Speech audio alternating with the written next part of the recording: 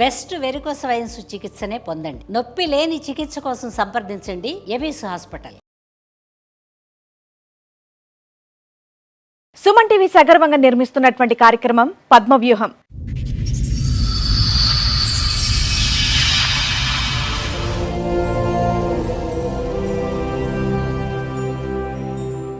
మరి ఈ కార్యక్రమాన్ని సమర్పిస్తున్న వారు 6JVR జమలాపురం వారి రత్నాంజలి. మీ అదృష్టాన్ని మార్చుకోవటం ఇప్పుడు కల కాదు, 6JVR తో సాధ్యం. 2008లో ఆమె intermediate first year 3 subjects fail అయ్యి వస్తే ఇంటర్మీడియట్ సెకండ్ ఇయర్ నేనే చదివించాను మా విలేజ్.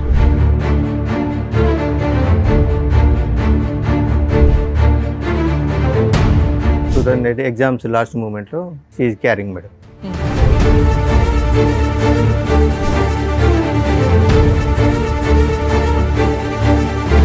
వెళ్ళే 2 సంవత్సరాల దగ్గరికి వస్తుంది. ఏమన్నా కట్నం డబ్బులు ఇస్తలేవు, మా దగ్గర తీసుకున్న అప్పు ఇస్తలేవు. సరే కట్నం అంటే నీ బిడ్డ పేరు మీద వేసుకో, ఏమన్నా ఫ్లాట్లు కొనిచ్చుకో, నాకు సంబంధం లేదు. కానీ అప్పుడు నేను వేరే వాళ్ళ దగ్గర ఇచ్చిచ్చాను కదా, మరి వాళ్ళు నన్ను ఇబ్బంది పెడుతున్నాడు. మా అయ్యి వచ్చిన వెంటనే మీ నాన్నగారు అడిగారు.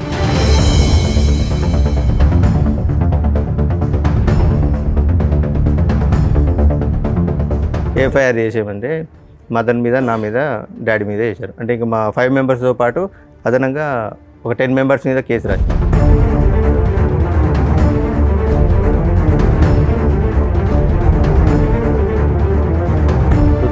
లో వచ్చింది. 2016లో నా దగ్గరకు వచ్చి వేరే పర్సన్ తోటి ఇల్లీగల్ ఎఫ్ఐఆర్ పెట్టుకుని మీరు అరెస్ట్ అయిపోయారు. ఎంసీ క్లోజ్ అయిపోయింది. 498 నడుస్తుంది.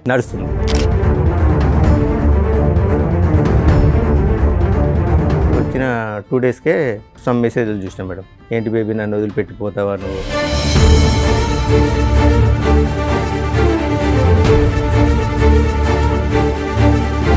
ఏంటిది మెసేజ్లు అని అడిగితే ఇవి మా తమ్ముడు వాళ్ళ గర్ల్ ఫ్రెండ్ మెసేజ్ చేసింది.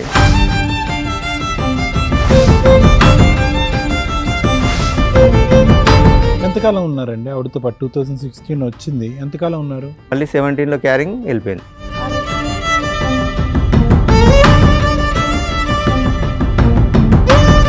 ఆమె నాకేదో డౌట్ వస్తుంది, ఒకసారి టెస్ట్ చేయండి అంటే ప్రెగ్నెన్సీ టెస్ట్ చేయించుకుంటే పాజిటివ్ ఉన్నది.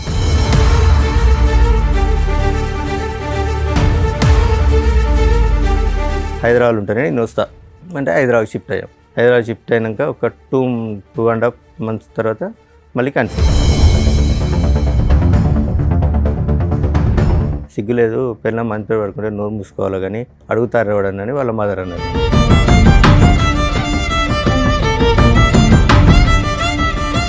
ప్రెగ్నెన్సీ మీదు కాదు అని తెలిసిన తర్వాత కూడా ఉన్నది. మళ్ళీ అబార్షన్ చేయించుకుంది. అదే 2017లో మళ్ళీ నా మూలంగా సరే మళ్ళీ క్యారింగ్.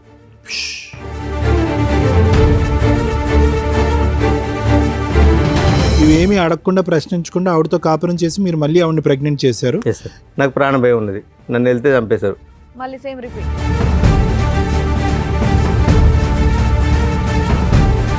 డాడీ నువ్వు మమ్మీని అనుమానిస్తున్నావు కదా, అది నిజమే, ఆ పర్సన్ ఈయనే, ఈ పర్సనే, నీకు తెలిసిన పర్సనే అని చెప్పింది.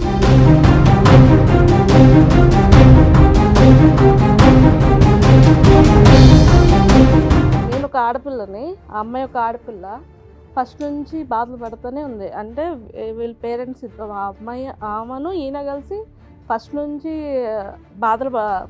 ఇబ్బంది పెడుతూనే ఉన్నది.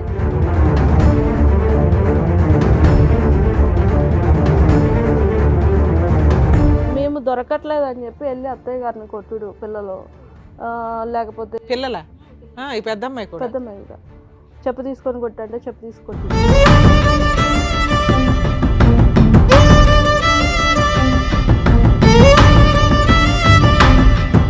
14 సంవత్సరాల పాటు వీళ్ళు కొట్టుకుంటూనే ఉన్నారు. పెళ్లి చేసుకుని పట్టుమని 1-2 సంవత్సరాలు కూడా హ్యాపీగా లేరు, కొట్టుకుంటూనే ఉన్నారు.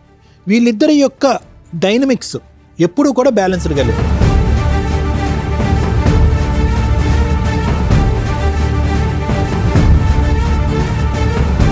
ఇప్పుడు వచ్చేటటువంటి అంశం మనకు తెలియనటువంటి సీక్రెట్ ఏదన్నా ఉంది అంటే కనుక ఆ పిల్లల భవిష్యత్తు దృష్ట్యా ఏం న్యాయం చేశారు అన్నప్పుడు పిల్లల్ని కనకూడదు.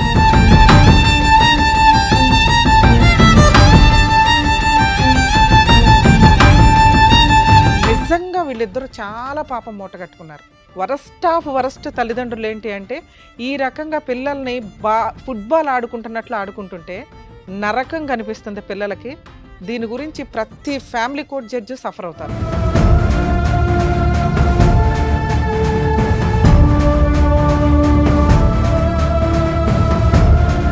మీ ఎదవ డ్రామాలకి, మీ ఆస్తి పంపకాలకి, మీ మెయింటెనెన్స్ల కోసం పిల్లల్ని బలిపశువులు చేయొద్దు.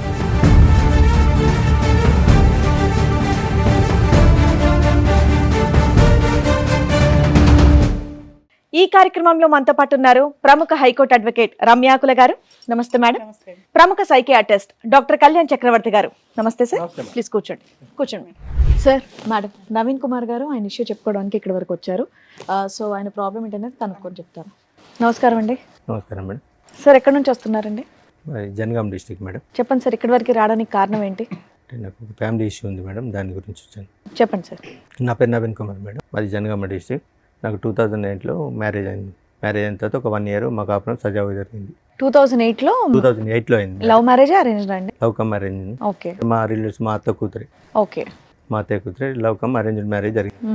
2008లో ఆమె intermediate first year 3 subjects fail అయ్యి వస్తే ఇంటర్మీడియట్ సెకండ్ ఇయర్ నేనే చదివించాను మా విలేజ్లో.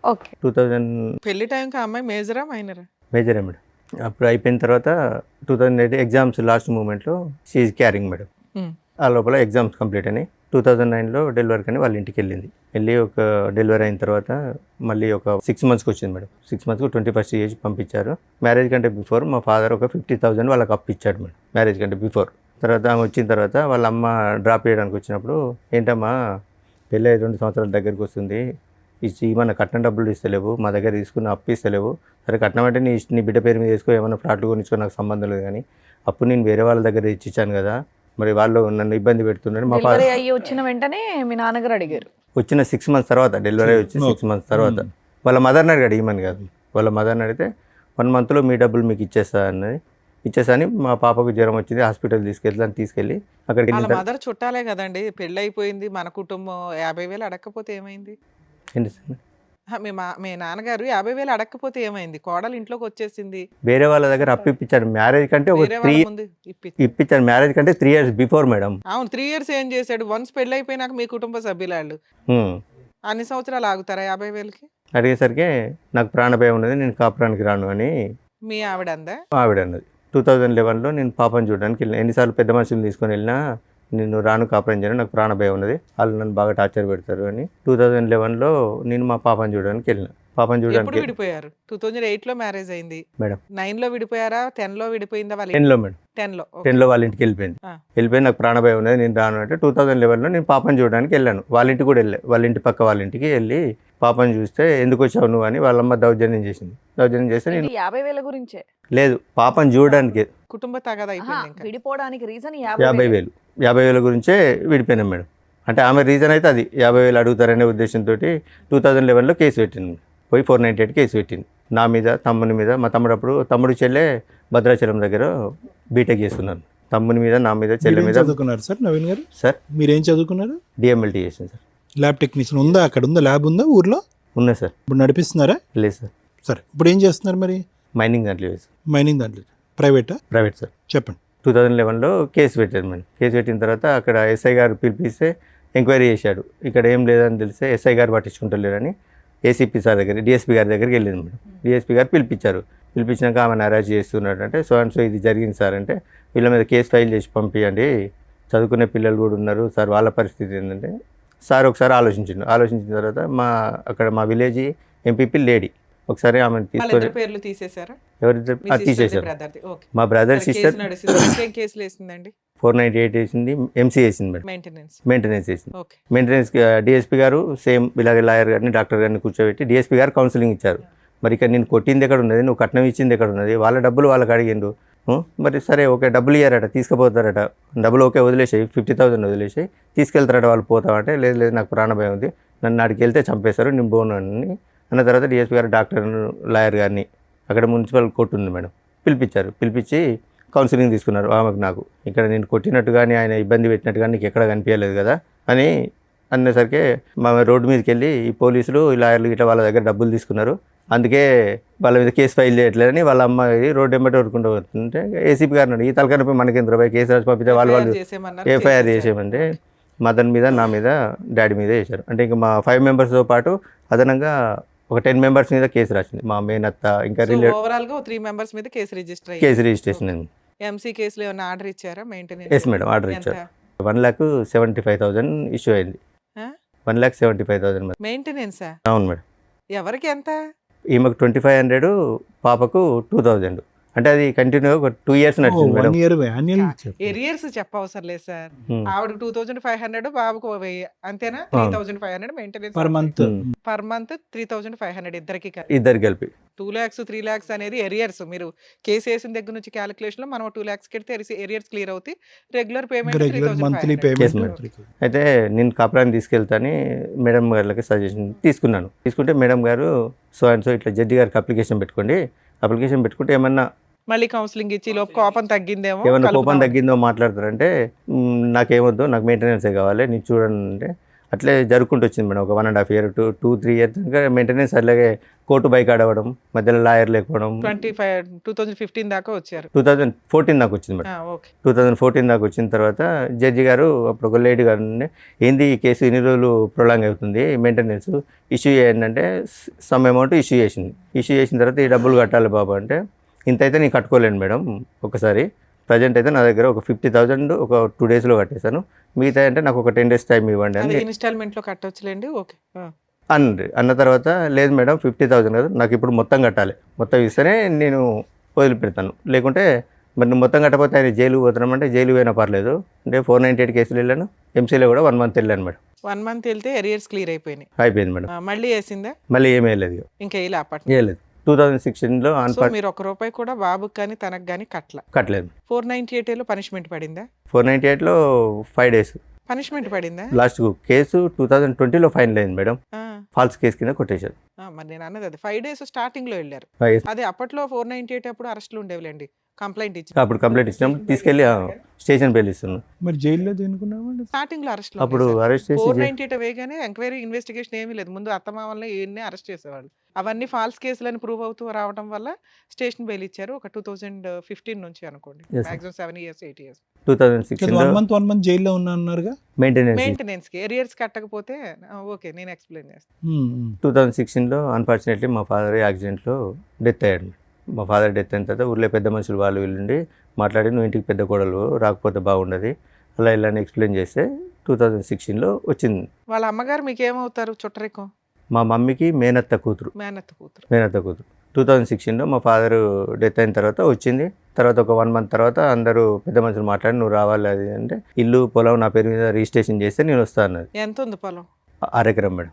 6 ఎకరం. 6 ఎకరం. మీరు ఎంతమంది? ఇద్దరు మీ మేడం. బ్రదర్ ఒక ఉన్నాడు, బ్రదర్, మీరు ఉన్నారు, సిస్టర్ సిస్టర్ ఉంది, ఉంది, అమ్మ ఉంది. అమ్మ ఉంది. ఓకే. అయితే చేయాలంటే మామూలుగా ఏమనంటే మా బ్రదర్ ఉండి మీ కాపురం బాగుంటుందంటే అది కూడా నేను ఇచ్చేస్తాను, నా పాలకు వచ్చే 11 గుంటలు, మా తమ్ముడు government job madam, central government, ఆ 11 గుంటలు కూడా నేను ఇస్తా, నాకు ఇబ్బంది ఏం లేదు అంటే 2016లో వచ్చింది. వచ్చిందా? వచ్చింది 2016లో వచ్చింది. 2016లో నా దగ్గరకు వచ్చి వేరే పర్సన్ తోటి ఇల్లీగల్ ఎఫైర్ అప్పటికి పెట్టుకుంది. మీరు అరెస్ట్ అయిపోయారు, ఎంసీ క్లోజ్ అయిపోయింది, 498 నడుస్తుంది. 2016లో నా దగ్గరకు వచ్చింది. వచ్చిన 2 daysకే సమ్ మెసేజ్లు చూసినా మేడం. ఏంటి బేబీ నన్ను వదిలిపెట్టిపోతావా నువ్వు, వాడి దగ్గరికి మళ్ళీ ఎందుకు వెళ్ళావని మెసేజ్ చూశాను. ఏంటిది ఈ మెసేజ్లు అని అడిగితే ఇవి మా తమ్ముడికి, మా తమ్ముడు వాళ్ళ గర్ల్ ఫ్రెండ్ మెసేజ్ చేసింది. 11లో విడిపోయిన మీరు 16లో కలిసారు. Yes madam. అప్పటికి కూడా నేనేమలే 16లో అలా ఇక చిన్న నేను అప్పుడు నాకు ఈమె పోయిన ఆవేశంలో కొద్దిగా డ్రింక్ అలవాటైంది మేడం. 2011లో నాకు డ్రింక్ అలవాటైంది, బాగా డ్రింక్ చేస్తుంది. తర్వాత 2016 ఈమె వచ్చిన తర్వాత మొత్తం అన్ని స్టాప్ చేశాను. ఓకే. స్టాప్ చేసి అక్కడ విలేజ్లోనే ఉన్నాం మేడం. ఆ నియర్ బైలో ఒక సిటీ ఉంటుంది, అక్కడికి నేను 15 kilometers నేను జాబ్కి వెళ్ళి వచ్చాను. ఆమె ఇంటి దగ్గర ఉన్నది, పాప అక్కడ చదువుకునేది. సో ఇక నేను డ్యూటీ నుంచి వచ్చేసరికి ఇంట్లో మమ్మీ వాళ్ళతో ఏదో రకమైన గొడవ, ఏదో రకంగా అది గొడవ పెట్టుకొని ఎంతకాలం ఉన్నారండి ఆవిడతో పాటు? 2016 వచ్చింది, ఎంతకాలం ఉన్నారు? మళ్ళీ 17లో క్యారింగ్ వెళ్ళిపోయింది. క్యారింగ్ లో వెళ్ళిపోయింది. ఎస్. 2000 మెసేజ్లు రావడం ఇది అంటే మా తమ్ముడు అది మీకు ఇది అని. వచ్చిన 2 రోజులకే తెలిస్తే ఆ అమ్మాయితో ప్రెగ్నెన్సీ ఎందుకు తీసుకొచ్చారు? ఏంటి మేడం వచ్చిన 2 daysకే తెలిసింది ఆ అమ్మాయి క్యారెక్టర్ ఏంటి అని. మళ్ళీ ప్రెగ్నెన్సీలు నాకేం కన్ఫర్మ్ అయింది అది. ఆ ఫోను ఇన్ని రోజులు వాళ్ళ బ్రదర్ వాడిండు, తర్వాత ఈమెకి ఇచ్చాడు మేడం. ఇచ్చిన తర్వాత మా బ్రదర్ వాడిండు అంటే మా పాప కూడా అన్నది ఇది మా మామయ్య వాడిండు ఇన్ని రోజులు అంటే వాళ్ళ గర్ల్ ఫ్రెండ్ చేసిందంటే అవును కావచ్చు అని నమ్మేశాను. అదే నిజమై ఉండొచ్చుగా. ఏంటి సార్ వాళ్ళ బ్రదర్ కమ్యూనికేషన్ ఏమో అది, ఈ అమ్మాయి ఫోన్లో మీకు దొరికింది కాదా? అందుకే నేను ఏం అడగలేదు మీరు మేడం. ఏం తర్వాత ఏమన్నా తెలిసిందా అమ్మాయికి? తర్వాత అలాగే ఊకే చిన్న చిన్న గొడవలు పెట్టుకొని నాతో గొడవ పెట్టుకొని వాళ్ళ అమ్మ వాళ్ళ ఇంటికి వెళ్ళిపోయింది. నేను హైదరాబాద్లో ఉంటాను, నీతో కాపురం చేస్తానంటే పెద్ద మనుషుల సమక్షంలో మాట్లాడి హైదరాబాద్కి వచ్చేసాను మేడం. మళ్ళీ ఆవిడ చెప్పినట్టు వాళ్ళు వింటున్నారా మీరు? హైదరాబాద్కి వచ్చేసాను. హైదరాబాద్కి వచ్చిన 3 మంత్స్కే నా ప్రమేయం లేకుండా మళ్ళీ ప్రెగ్నెంట్ అయింది. అప్పటికి 2 పిల్లలు మీకు? లేదు మేడం, ఒకతే పాప, పెద్ద పాప ఒకతే ఉంది. రెండోసారి ప్రెగ్నెన్సీ అప్పుడు వెళ్ళిపోయింది కదా? రెండోసారి ప్రెగ్నెన్సీ కాదు, గొడవ పెట్టుకొని వెళ్ళింది మేడం. మీరు అన్నారు కదా మళ్ళీ ప్రెగ్నెన్సీ వచ్చిందని. ప్రెగ్నెన్సీ వచ్చింది మేడం, 2017లో 2016లో వచ్చింది. నా దగ్గరకు వచ్చినప్పుడే ప్రెగ్నెన్సీ వచ్చింది, తీయించుకున్నది. అది చెప్పాలి, స్కిప్ చేసి చెప్పలేదు మీరు, మేము ఆల్రెడీ బాబు పుట్టేశాడు అనుకున్నాం మేము. లేదు ప్రెగ్నెన్సీ తీసేయించుకున్నది మేడం. ఏది ఇంటికి వెళ్ళి అలిగి ఇంటికి వెళ్ళింది? అలాగే ఇంటికి ఏం వెళ్ళలేదు. నాకు అప్పుడు బ్యాక్ పెయిన్ వస్తుంది, మా అమ్మ వాళ్ళ ఇంటికి వెళ్ళి 4 రోజులు రెస్ట్ తీసుకొని వస్తాను, అబార్షన్ చేసుకొని వచ్చింది. కన్సీవ్ అయింది వెళ్ళిందని అన్నారు ఇందాక, మేము కన్ఫ్యూజ్ అయ్యా. సర్లేండి. ఓకే. కన్సీవ్ వెళ్ళింది, అబార్షన్ చేసుకొని వచ్చింది. ఓవర్ బ్లీడింగ్ అవుతుందని ఇంట్లో పడుకున్నది. ఏమైందని నేను ఒక 2-3 హాస్పిటల్ తిప్పిన తర్వాత ఒక డాక్టర్ నుండి చెప్పారు, ఆమె నాకేదో డౌట్ వస్తుంది, ఒకసారి టెస్ట్ చేయండి అంటే ప్రెగ్నెన్సీ టెస్ట్ చేయించుకుంటే పాజిటివ్ ఉన్నది. సారీ, నా తప్పైంది, అన్వాంటెడ్ ట్యాబ్లెట్ వేసుకున్నాను నేనని చెప్పింది. సరే, నా విషయం కూడా ఎవరికి చెప్పలేదు. సరే, ఇప్పుడే వద్దు పిల్లలు అనుకుంటాను అన్నదని సైలెంట్గా వదిలేశాను. ఇక చిన్న చీటింగ్ మాటికి నేను ఆఫీస్కి వచ్చేసరికి మా మమ్మీతో మా మరదలతో, అప్పుడు తమ్ముడు మేము కలిసే ఉండేది మేడం. చిన్న గొడవలు పెట్టుకునేది. చిన్న గొడవలు పెట్టుకున్నాక హైదరాబాద్ గొడవ పెట్టుకుని వాళ్ళ అమ్మ వాళ్ళ ఇంటికి వెళ్ళింది. హైదరాబాద్ ఉంటానే నేను వస్తా అంటే హైదరాబాద్ షిఫ్ట్ అయ్యాం. హైదరాబాద్ షిఫ్ట్ అయినాక ఒక 2.5 months తర్వాత మళ్ళీ కన్సీవ్. మరి అడిగాను, ఏంటిది, నేను కనీసం నీ దగ్గర కూడా రాలే, కన్సీవ్ ఎందుకు అయిందంటే కావాలని గొడవ పెట్టుకుని ఆ రోజు రాత్రి వాళ్ళ అమ్మ వాళ్ళు ఒక 300 kilometers దూరంలో ఉంటారు. ఆ నైట్ ఫోన్ చేసి తెల్లారి 5 o'clock రప్పించింది. ఏంటి మా అమ్మాయికి నీకు గొడవ అయిందట, ఏంటిది అంటే ఇది ముచ్చటంటే సిగ్గులేదు, పిల్లలు మంచి పేరు పడుకుంటే నోరు మూసుకోవాలి కానీ అడుగుతారు ఎవడని వాళ్ళ మదర్ అన్నారు. ఈ విషయం వాళ్ళకి 2017లో తెలుసు. 2017లో తెలుసు. ఆ ప్రెగ్నెన్సీ తోటి అలాగే కంటిన్యూ ఉన్నది. వాళ్ళ ఇంట్లో మగపిల్లాడు ఉన్నాడు కదా, మీ బామ్మరిది ఎవరు ఉన్నాడు, అతనికి తెలుసా ఈ పంచాయతీ? ఇల్లీగల్ అఫేర్ ఉన్నది, తమ్మునికి తెలియదు మేడం. వాళ్ళ తమ్మునికి 2021లో చెప్పాను నేను. చెప్పిన తర్వాత కూడా జస్ట్ ఇప్పటికి కూడా సరే 17లో అక్రమ సంబంధం వెళ్ళిపోయిందా? అడిగితే వెళ్ళిపోలేదు మేడం. ఉన్నది, చిన్న గొడవ పెట్టుకుంటా, అది కూడా అబార్షన్. ప్రెగ్నెన్సీ మీదు కాదు అని తెలిసిన తర్వాత కూడా ఉందా? ఉన్నది, మళ్ళీ అబార్షన్ చేయించుకుంది. మళ్ళీ అబార్షన్ చేయించుకున్నది. మీరు అయినా కంటిన్యూ అయ్యాను. ఈ ఊర్లో తెలిస్తే పర్వతం. మా ఫాదర్ ఒక private school teacher madam. So అంటే కొంచెం పొలిటికల్గా తిరిగేది. మా మదర్ అంగన్వాడీ టీచర్. సొసైటీ వెళ్తే పరుగు పోతాను, నేను కూడా సైలెంట్ ఊరుకున్నాను. అదే 2017లో మళ్ళీ నా మూలంగా సరే మళ్ళీ క్యారింగ్ అది అలాగే ఉన్నది. చిన్న మీతో అయినటువంటి ఫస్ట్ ప్రెగ్నెన్సీ ఆవిడ ఎందుకు తీయించుకుందండి? ఎందుకు తీపించేసుకుంది ఆవిడ? ఇప్పుడే పిల్లలు వద్దనుకున్నా అని చెప్తుంది సార్. ఓకే. సో ఇప్పుడు మనకి లెక్క కరెక్ట్గా ఉండాలంటే మీతో జరిగినటువంటి ఒక ప్రెగ్నెన్సీ తీపించేసుకుంది, వాడెవరితోనో మీరు చెప్తున్నట్టుగా జరిగిన ప్రెగ్నెన్సీ ఒకటి తీపించేసుకుంది. ఇవేమీ అడగకుండా ప్రశ్నించకుండా ఆవిడతో కాపురం చేసి మీరు మళ్ళీ ఆవిడని ప్రెగ్నెంట్ చేశారు. ఈ ప్రెగ్నెన్సీ ఉంచుకున్నది అమ్మాయి. ఈ ప్రెగ్నెన్సీ ఉంచుకున్నది. గొడవ పెట్టుకొని వాళ్ళ అమ్మ వాళ్ళ ఇంటికి వెళ్ళిపోయింది 2017లో. 2018లో పాప పుట్టినప్పుడు నాకు కాల్ చేసింది. పాప పుట్టిందని కాల్ చేస్తే నేను వెళ్ళి చూసి వచ్చాను. ఇక అప్పటి నుంచి మళ్ళీ రాలేదు మేడం. ఎన్నిసార్లు పెద్ద మనుషులు. ఇప్పుడు ఇన్ని అప్స్ అండ్ డౌన్స్ అయిన తర్వాత మీరు కాన్ఫిడెంటా అంటే ఆవిడ ప్రెగ్నెన్సీ గురించి ఈసారి? కానీ అతని పిక్చర్ నుంచి డిసపియర్ అయిపోయాడు ఆ వ్యక్తి? లేదు మేడం. సరే, ఒక అక్రమ సంబంధం అన్నారు కదా, అతను ఇంకా కంటిన్యూ అవుతున్నాడు మేడం. నా స్టిల్ ఇప్పటికి కూడా ప్రెగ్నెన్సీ మీరే అని మీరు అనుకుంటున్నారా? అంటే నేను మెడికల్ ఫీల్డ్లో చేశాను కాబట్టి ఒకసారి మీట్ అయినా కూడా ప్రెగ్నెన్సీ అయ్యే ఛాన్సెస్ ఉంటాయి కాబట్టి నేను సైలెంట్గా. మీరే నమ్ముతున్నారు, మధ్యలో మేము డౌట్ ఎందుకు కానీ. Okay, next. అందుకే నేను దాని గురించి ఏం మాట్లాడలేదు మేడం. 2018లో పాప ఒకటి చూసి వచ్చాను. ఆ తర్వాత కాపురానికి 498 kg ఒకటి కాపురాన్ని తీసుకెళ్తే నేను రాను అని చెప్పింది. ఇక అలాగే పోతుంది. 2019లో ఏంటంటే ఆల్రెడీ వచ్చి కలిసిన తర్వాత మళ్ళీ ఇంకా రాకపోవడానికి ఏంటి ప్రాబ్లం? నాకు ప్రాణభయం ఉన్నది. ఇంకేం ప్రాణభయం? సరే 50,000 పంచాయతీ అయిపోయింది. మరి నాకు ప్రాణభయం ఉన్నది. నన్ను వెళ్తే చంపేశారు. మళ్ళీ సేమ్ రిపీట్. సరే, తర్వాత అట్లా 2019లో పోయింది. 2 పిల్లలు ఉన్నారు మేడం. పిల్లల్ని పట్టించుకుంటలేని సఖి 2011లో వేసిన 498 కేసు 20 దాకా నడిచిందా? 20లో డిసప్పాయింట్ అయింది. ఆయన మధ్యలో కలిసి ఉన్నారు. 2019లో సఖి అని ఫ్యామిలీ కౌన్సిలింగ్ సెంటర్ ఉంటుంది. డివిసిల్ స్టార్ట్ అయినాయి. సఖి సెంటర్లో పెట్టింది. సఖి సెంటర్లో పెట్టినాక ఏంది ఈమె ఇష్యూ అంటే సో ఇష్యూ అంటే ఈ స్టోరీ అంతా మాకు చెప్పలేదు, నువ్వే పట్టించుకుంటలేవాట, బాగా తాగుతావాట, ఏం పని చేయవాట, అందుకే ఆమె కాపురానికి వస్తలేదు. చేసేవాళ్ళ మీరు? చేసేవాడిని. ఇంటి మెయింటెనెన్స్, రెంటలు అవన్నీ మీరే చూసుకునేవాళ్ళ? నేనే చూసుకునేవాడిని. ఓకే. సఖి సెంటర్లో పెట్టింది. అప్పటికి ఆ కేసు ఏమైంది సార్? డివిసి కేసు కూడా రన్ అవుతుందా? లేదు, వాళ్ళు తీసేశారు.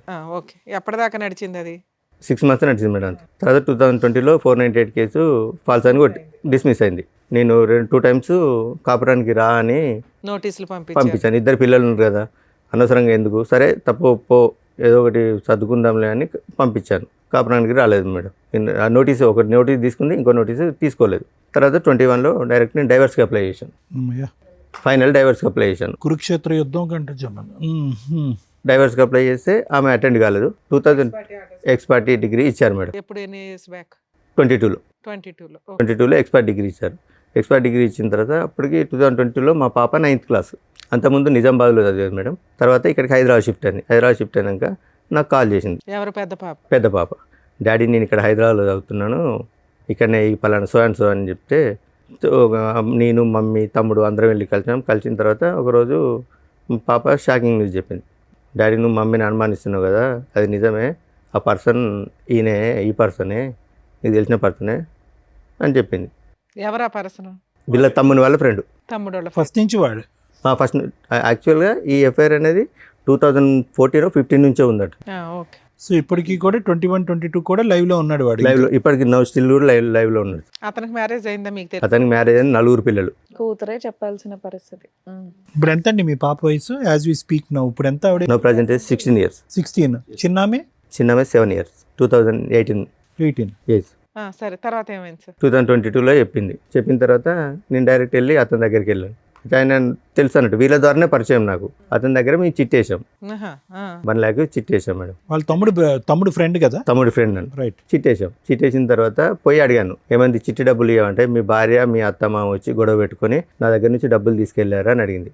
ఎంత చిట్టు మీది? 1 lakh మేడం. అయితే అడిగితే ఇప్పుడు వాళ్ళ అమ్మ నాన్న వైఫ్ వచ్చి అందరూ వచ్చి లొల్లి పెట్టుకున్నారు కదా నీతోటి, మరి 8 years నుంచి వాళ్ళ బిడ్డతో తిరిగి ప్రెగ్నెన్సీ అయితే ఏమంటలేరా నిన్ను అన్ని వాళ్ళ వైఫ్ ముందే అడిగిన నేను. అంటే అన్న కాలనీలో మా పరువు వస్తే నీ దండం పెడతా, నా కాళ్ళ మీద పడ్డది. ఎవరు పడ్డింది? వాళ్ళ ఆవిడ. 4 పిల్లలు ఉన్నారుగా. అన్న మా పరువు పోతుంది, ఇంకోసారి మీ భార్య జోలికి రాకుండా చూసుకుంటా అంటే అదే రోజు నేను వానికి 12:30కి పోయి అడిగాను మేడం. ఈవినింగ్ 4కి వెళ్ళి ఉప్పల్ పిఎస్లో నా మీద అటెంప్ట్ మర్డర్ కేసు పెట్టింది. ఎవరు? ఈమె నా వైఫ్, ఫస్ట్ వైఫ్. వాళ్ళ ఇంటికి వెళ్ళారా మీరు? ఎవరింటికి? అమ్మాయి వాళ్ళ ఇంటికి. ఇంటికి వెళ్ళకుండానే పెట్టిందా?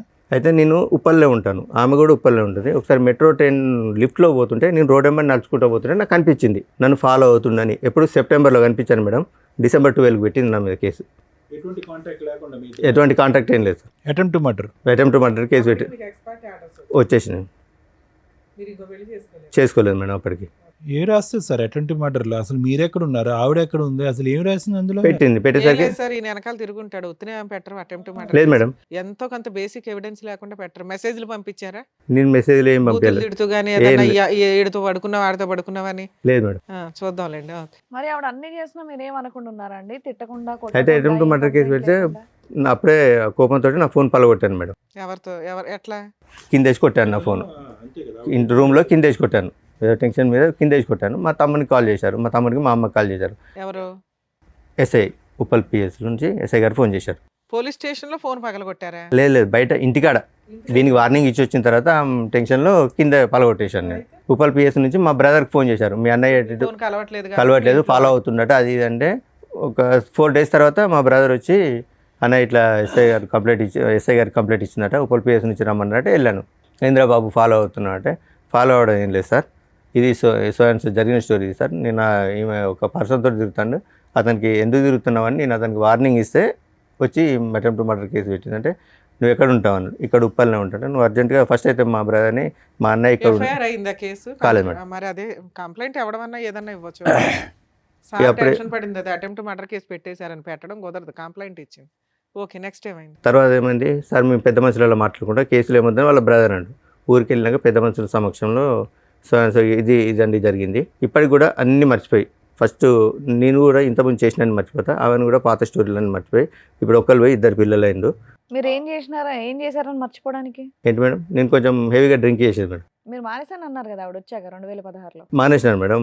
మానేసినా కూడా ఇప్పుడు అదే చెప్పుకొని తిరుగుతుంది. ఇంకా పెద్ద మనుషులలో అదే చెప్పుకొని తిరుగుతాడు, డ్రింక్ చేస్తాడు, ఏ పని చేయడు అని అదే చెప్పుకుంటూ తిరుగుతుంది మేడం. అదే నేను చెప్పాను. చెప్పిన తర్వాత ఏమమ్మా మరి కాపురాన్ని తీసుకెళ్తారటంటే, నేను పోను, వాడు చచ్చిన కిందకి వెళ్ళక వాడు నాకు శవంతో సమానం, నేను మాతో కాపురం చేయను అని చెప్పింది. ఎక్స్పర్ట్ ఆర్డర్స్ ఛాలెంజ్ చేసింది ఆ అమ్మాయి.